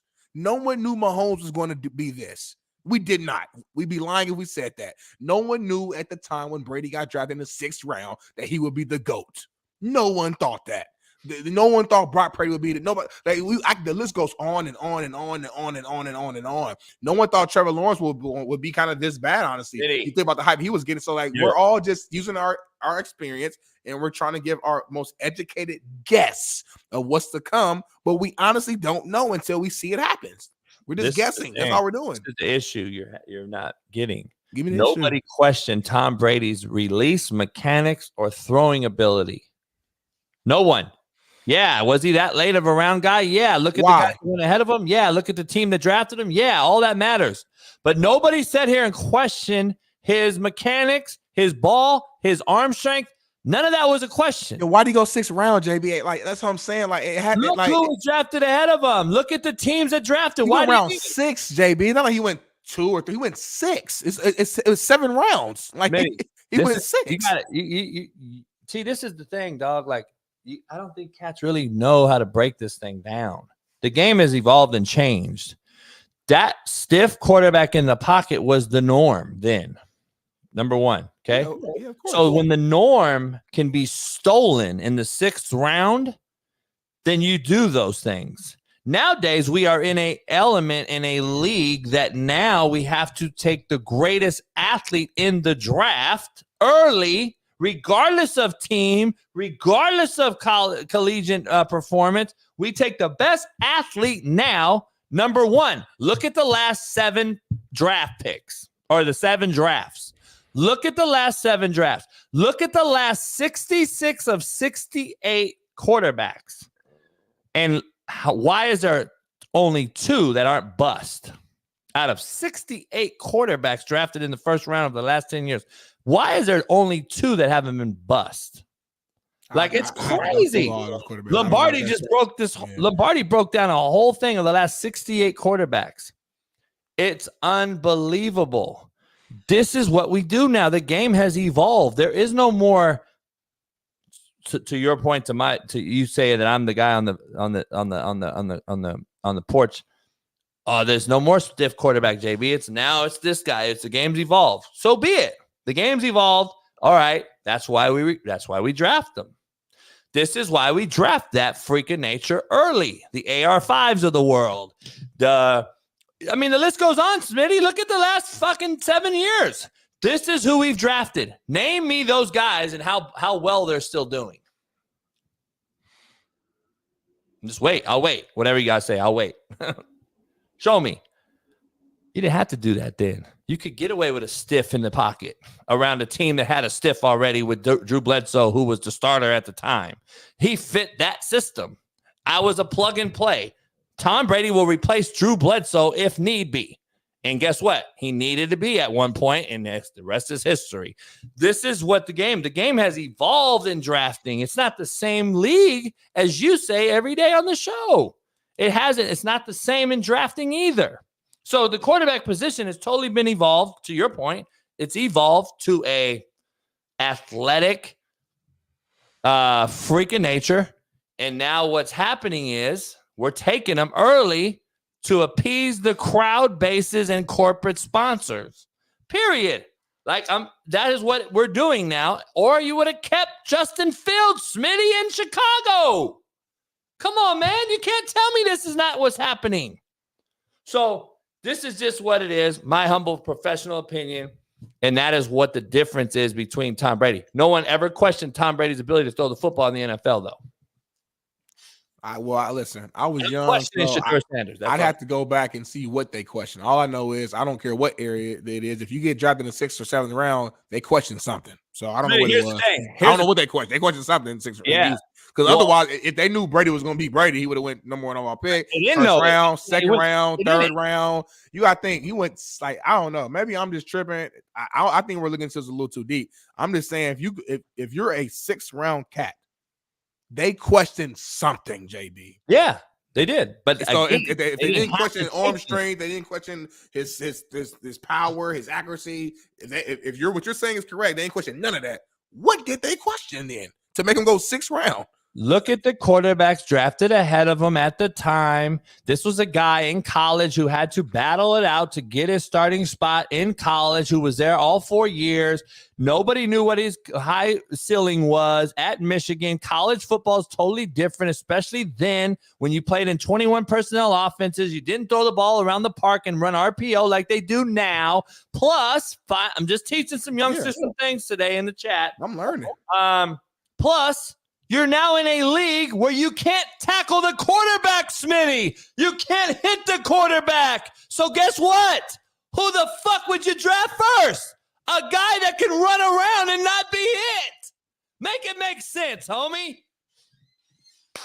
Boom, drop the mic. Let's talk about I don't know if that was the mic drop. I'll let you have it though, JB. Well, let's be honest though. I'll let you have it though. I'm just fucking around, but let's be honest. I would fucking sign an athletic dude first, too. If he can't be hit, he can't be tackled. We can't hip drop tackle him. We can't hit him in the mouth. We can't reroute the receivers. We can't do anything. I'm taking a running back and quarterback, too. Like, why is Merrill Hodge, myself, Derek Anderson, Shaun King, why are we all on the same page when it comes to this quarterback? But I can go find other credible names too of people who disagree with y'all. Like that's life. Like just because you got a group of people on one side, one group of people on the other side, don't mean neither one of them are right or wrong. They just disagree, and the facts will eventually lay out. And eventually, Shedeur will go to NFL. Well, first of all, let's let him play next year in Colorado. Let's let him go next season. Let's see how he performs next season, and then if he gets drafted, let's see, and then we'll see. We don't even have to argue. We'll see it. The facts have been coming out every year. I want to know, like, so when it finally does happen and you get that one outlier, and let's say Lamar finally wins a Super Bowl, then you're going to come out and say, I told y'all so. Ha ha. Really? One motherfucker finally won it? There ain't been a guy to run around back there yet win a Super Bowl, Smitty. It's going to happen. So the facts are there. It's Stop going to happen. saying the facts. Stop waiting on the facts. It's going to happen every year, homie. It's going to happen. Motherfuckers don't win. It's going to happen. It's going to happen. Then you're going to say JB's been wrong the whole time, right? No, I ain't about to be wrong. We've never seen these type of athletes in the NFL before, so it's hard to say. Yeah, it's impossible. Not this amount. I'm not saying we've never seen. We've had Cam, we've had Michael Vick, we've never seen this amount. You just said it. I'm helping you out. You just said that we have nothing but freaks now. You just said that. So I'm saying, unless you plan on Mahomes winning every single year, or Mahomes and Burrow winning look across the league, damn near. Probably more than half the quarterbacks or these dual threat guys. Like, can we agree to that at least? So unless Mahomes is going to win every single year, or if Burrow's going to win every single year, or if Aaron Rodgers is never going to retire, like there's only like a handful of guys who and even Mahomes runs, but he's still a throw first guy. But so I'll give him to you. But at some point, Jalen Hurts, a Lamar, a Josh Allen, one of these other guys will have to win. It's not realistic for the Chiefs are not going to win the Super Bowl every single year. So my point, Smitty. So it will happen. Goes back to my point, though. Why we draft who we're drafting. Eventually, yeah, if it's all the whole league is saturated with these athletic guys, of course one's going to win. Right. Okay, then. Unless that doesn't make it good. That doesn't mean it's great. That doesn't mean the product legit. That just means we have more of them. It do mean the prize legit, because why are they drafting these guys then? If the prize not legit and it doesn't, that's what I'm telling you. That's what I'm telling you. This is the reason. This is what do you mean? Why are we drafting them? I just broke it down. Why you can't hit them no more. You can't touch the quarterback. Why would you? So in this era, they are legit. Then say this era, then that's fine. But they are legit. Don't discredit. I'm saying two things can't be true in this situation. They can't be true in this situation. If they're drafting them, it's because they want to win games, which means they believe they are legit. So I don't. All you have. What do you mean? It's all you have. This is what college football is. It's you got the Drake. You still got a couple of Drake Mays and the Sam Hartmans out there. Drake make a run. He's not a sitting duck. He's not Tom Brady. He ain't no runner though. Like, come on now, JB. He's not there's no more sitting ducks in the NFL. You've said it yourself. No more. This is who's being drafted. The quarterback in the league is a draft pick. And I've told you on this show, the only one that I think will be a journeyman in the NFL and have a long Hartman. It's Hartman. would be fucking Sam Hartman, and he's a pocket guy. And the end of the day is we still go back to what Shaun King says. Can I still make a layup? Can I throw a ball on time in the crutch of the battle, in the heat of the battle, with motherfuckers in my face? Can I still throw a hitch on time in the red zone or a slant? And no, like that's what it's going to come down to. Sam Hartman will throw a slant for a touchdown, and he'll stick around the league for 10 years. These other cats will be hurt or out the league. Dog, we're giving up dudes that you know and I know. We've talked about. We're giving up dudes for a Chico stick and a string cheese. 2 years removed from the first pick in the draft. First picks, first rounders. All these different cats are being traded for nothing. 6th round, 5th round, a 25 pick, a Chico stick. Dog, the Mormon MILF hunter, they'll get rid of him like this tomorrow. We are getting rid of these dudes, and we're recycling the same old dude over and over and over and over, and y'all still expecting a different result. It's insanity, homie. Like, I'm just like, damn. Let's play some hell yeah, hell nah before we end the show. I'm going to the San Diego Padres game, our nemesis, LA Dodger fans, because Keynan Middleton gave us some tickets. We're going to go down there and watch the Cardinals play the Padres. Beautiful San Diego. It's supposed to be a nice night. It's a night game. Go drink a little bit, chill. I've never been to that park. Fuck it. Why not, Smitty? It's less drama to go to San Diego from my house than LA. I don't got to deal with all that crazy traffic in and out of the stadium, etc. So it is what it is. Y'all have a good time, man. I appreciate the invite, of course. And I just have a hell of a time in San Diego, man. Yeah, we'll eventually, when they come out here, we'll eventually have to go to the same games. I wish you could have came to the Dodger game, you and your girl, but obviously had to work. Caitlin Clark, big hell yeah, hell no. Brought to you by Prize Picks and Winnable. Go on over to Winnable today. Become a member and subscriber, as our free picks are on Winnable every single day. And it will be one of the biggest sites in the future. You can get ahead of the game and get on with us now.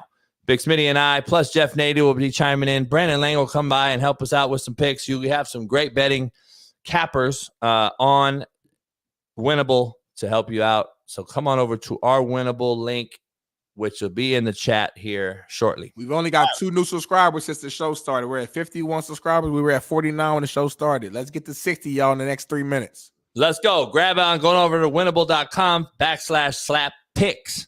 All right. Hell yeah, hell no. Caitlin Clark would score in the big 3. Would score. Score. Hell yeah. She'll score. I don't get it. She'll score. No, she won't. She can't make an open 3, JB? No, she can't. Like, I don't get this fucking argument. I really don't. You really think a girl should make an open 3? Yes. I'm not even gonna let you finish the sentence. Yes, she can make an open 3. 3 on 3, Smitty. She's not gonna be open. She's not gonna be open. She's not gonna be.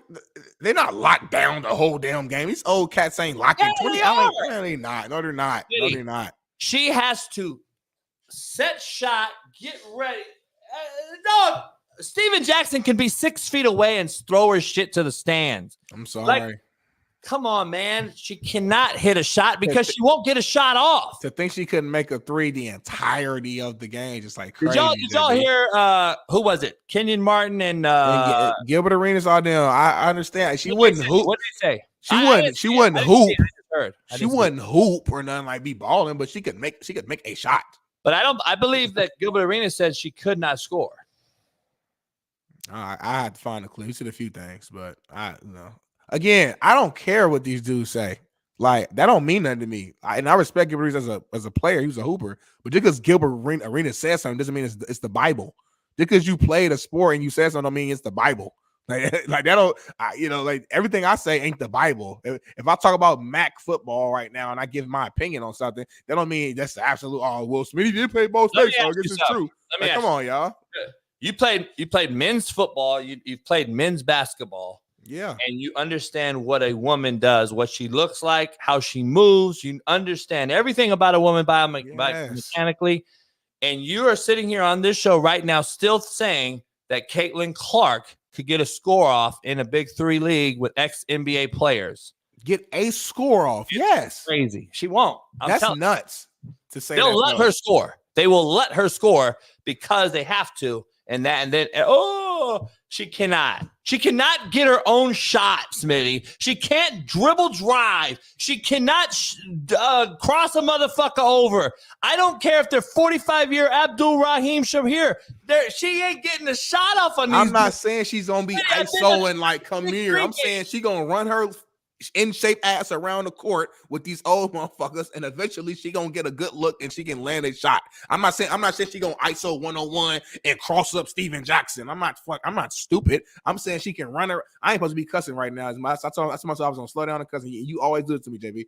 I said she can run around, get open, get some space, and make a shot. Like at the end of the day, she shoots thousands of shots just like the guys do. Shooting is shooting at the end of the day. I don't care if you call it a woman, man. If you can shoot, you can shoot. At the end of the day, we saw Sabrina Ionescu and Steph Curry battle with Steph Curry in the 3-point shootout and barely lost against somebody like a shot or two. If you can shoot, you can shoot. So to say she couldn't run around and get a shot over, come on, bro. I didn't hoop with girls who hoop before and they gotten shots off before. Like I'm not saying she would go drop 30, but to say she couldn't get one shot. She can't get one shot. That's so why are we paying her $5 million to go over there? What is that going to do for the fan base? It's for it's business. Watch this girl try to get a shot up. It's business, JB. It's business. Come on now. You smart, JB. You a businessman. I'm not mad at the business move. She sells out crowds. That's why. Question, you take it the other way. I'm just asking you a question. I'm just answering the question. I didn't say nothing. I said I get the business side. What I'm saying is I asked a specific question. I said, what benefit does the fan get by getting to watch her play in the big three? And just say it, Smitty.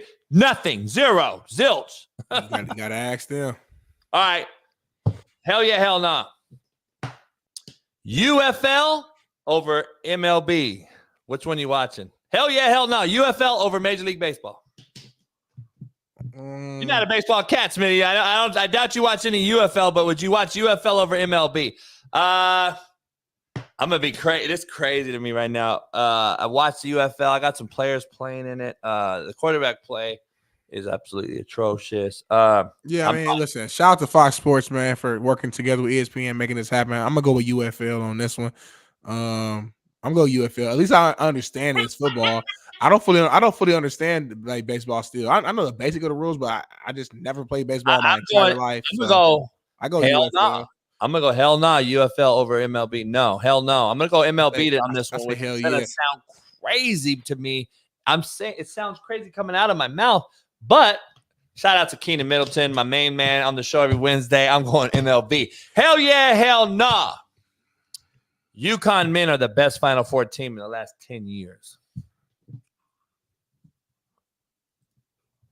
I'm gonna say hell yeah. I mean, this is no research though. So like, and I can't. I'm trying to just think over the last 10 years, but just, I mean, they're in a position to go back to back right now. Like, I think they got to complete the mission though. Like, if they lose this week, then I don't think you can say that. But they're in position to win. So I would Final Four though. Best team to make it to the Final Four in the last 10 years. I say hell yeah. Say hell yeah. I'm gonna say hell yeah, but I'm saying that loosely though. Like a question like that, I need to go I need to deep dive a little bit before I can give an educated answer on that one. I got you. Are you happy that these guys are out of the tournament? Yes. Now, hell yes. I give you that. Hell yeah, hell no. Everyone happy that this shit is done with and NC State won the game. Hell yeah. Glad these motherfuckers are out of the tournament. Clap it up. I was going so hard for NC State last night. Hey, but I'm trying to figure out. Isn't that hating? Aren't we hating? Yeah. And I'm okay with it. Yeah, I am hating, and I'm okay with it. I'm gonna make sure we're hating. Is that what hating is? Definition? That is hating because they didn't do nothing wrong. They might be good kids, all that. I just don't want to see that no more. So I'm good. I'm glad I saw NC State, and I'm glad that it was just a thoroughbred DJ Burns just was the one that ended their season. It's just something about that. I saw his little intro while he came out, listened to some rap. He walking, he doing his thing. So I just like that it was a man's man who came out there and ended the season of Duke. So I was hyped here. Shout out to DJ Burns, NC State. Hey, let's leave with this. I wanted to get to some little P. Diddy thing at the very end. Boosie came out. The whole show. Happy for a nigga downfall. I don't hear none of them niggas who was at Diddy's shit toasting with that champagne every year. having speeches with, man. Nobody speak up for this man or nothing. So as soon as they say something, When you're on top of the world, it's a celebration. bro, When you're on the bottom, it's a denilation. bro, same motherfucker you see going up, you gonna see coming down. All of it makes sense. He just You know, that's black people. Yeah. Always just gonna say whatever. Dude He just trying to jump in just to say his little line and kind of fit. the preacher, huh? Same dude you see coming up, same dude you see coming down. Like, what? They ain't nothing to do with the situation. But I mean, listen, I don't know. I think this situation is different because at the end of the day, We haven't seen anybody come forward though. yeah, you shouldn't. Because either A, you don't know if the allegations are true. So for you to just speak up and say, nah, I know he didn't do it, you don't know, number one. Or you do know, and you might be involved a little bit. So you need to do, let me keep my name out of this because I don't want you to make sense. So You're involved a little bit. well, to some extent, I don't know. I don't know if you in a full blown. It depends. It depends on what you believe is real and what's not. All I'm saying is there's some cats who probably legit don't know what he was on. So it's like, why would I speak on it and say adamantly that he's not doing it if I don't know? That's ignorance. And then number two is to be some cats who might have been at some of them parties and doing some of these things, and they don't want their name to even get brought up in the case at all right now. So it's just smart not to speak of it. It'd be stupid to speak of, honestly, in my opinion. And I've seen a few cats say some things. We saw a buddy from Two Live Crew, and a couple guys like kind of speak out against him a little bit, but not like the main guy he's talking about this at that brunch. So Nah, Two Live Crew, Luke. yeah, we saw Luke. I thought Luke was like kind of like speaking out. Nah, Luke said why the black folks always want to throw black folks under the bus. Luke said that Diddy, he tried to defend Diddy, like if Diddy sued the Ciroc and all these people, that's why he got cracked. Everyone's like, Luke, shut the fuck up. Yeah, I'm just saying, but that's my point. I'm saying, like, to me, that was kind of a soft defense of Diddy. That's what I'm saying. So I've seen a couple of people do that, though. It was a hard defend of Diddy. Yeah. It was a hard. Luke might have been in that motherfucker. I don't know. Luke been always a weird motherfucker. Good show, Smitty. Tomorrow it's Talk That Talk Tuesday. I'll be doing some shit live. I'll be at the show. Zachary Smith. I'm so damn negative. Yes, I am. And here you are. Like all my bitches. JB a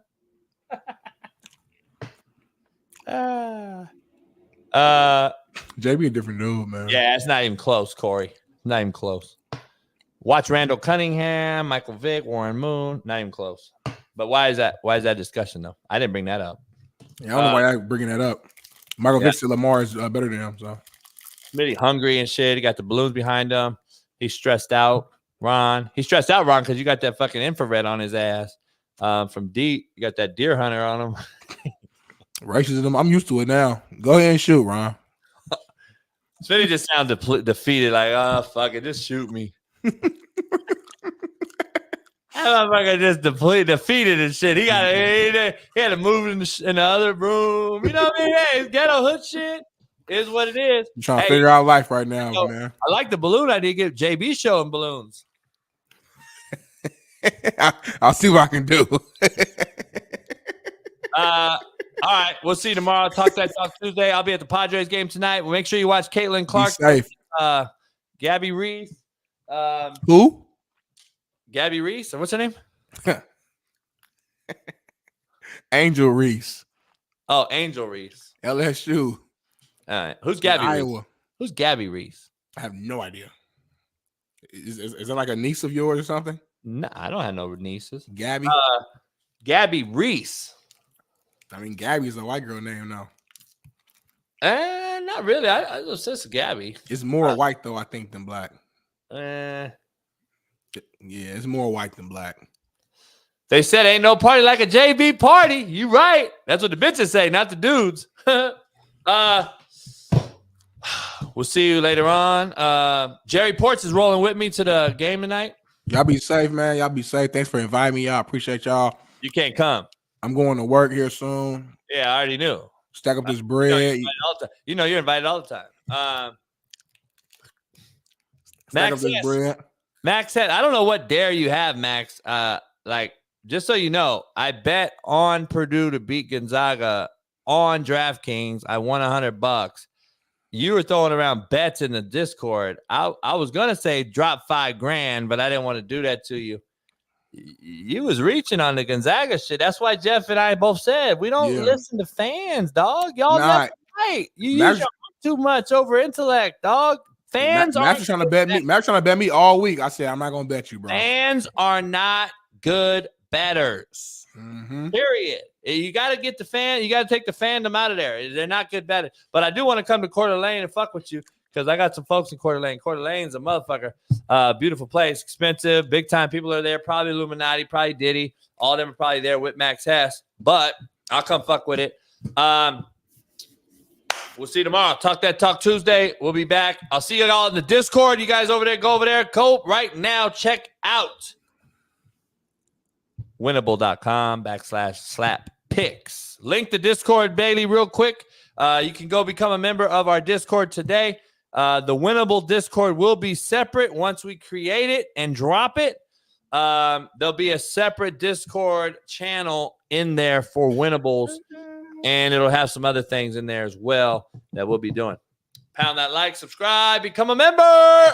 Peace. Issues get pressed so fast, you don't get sacked like bags and baggage. Smitty and Jason Brown, kill the ass a rap.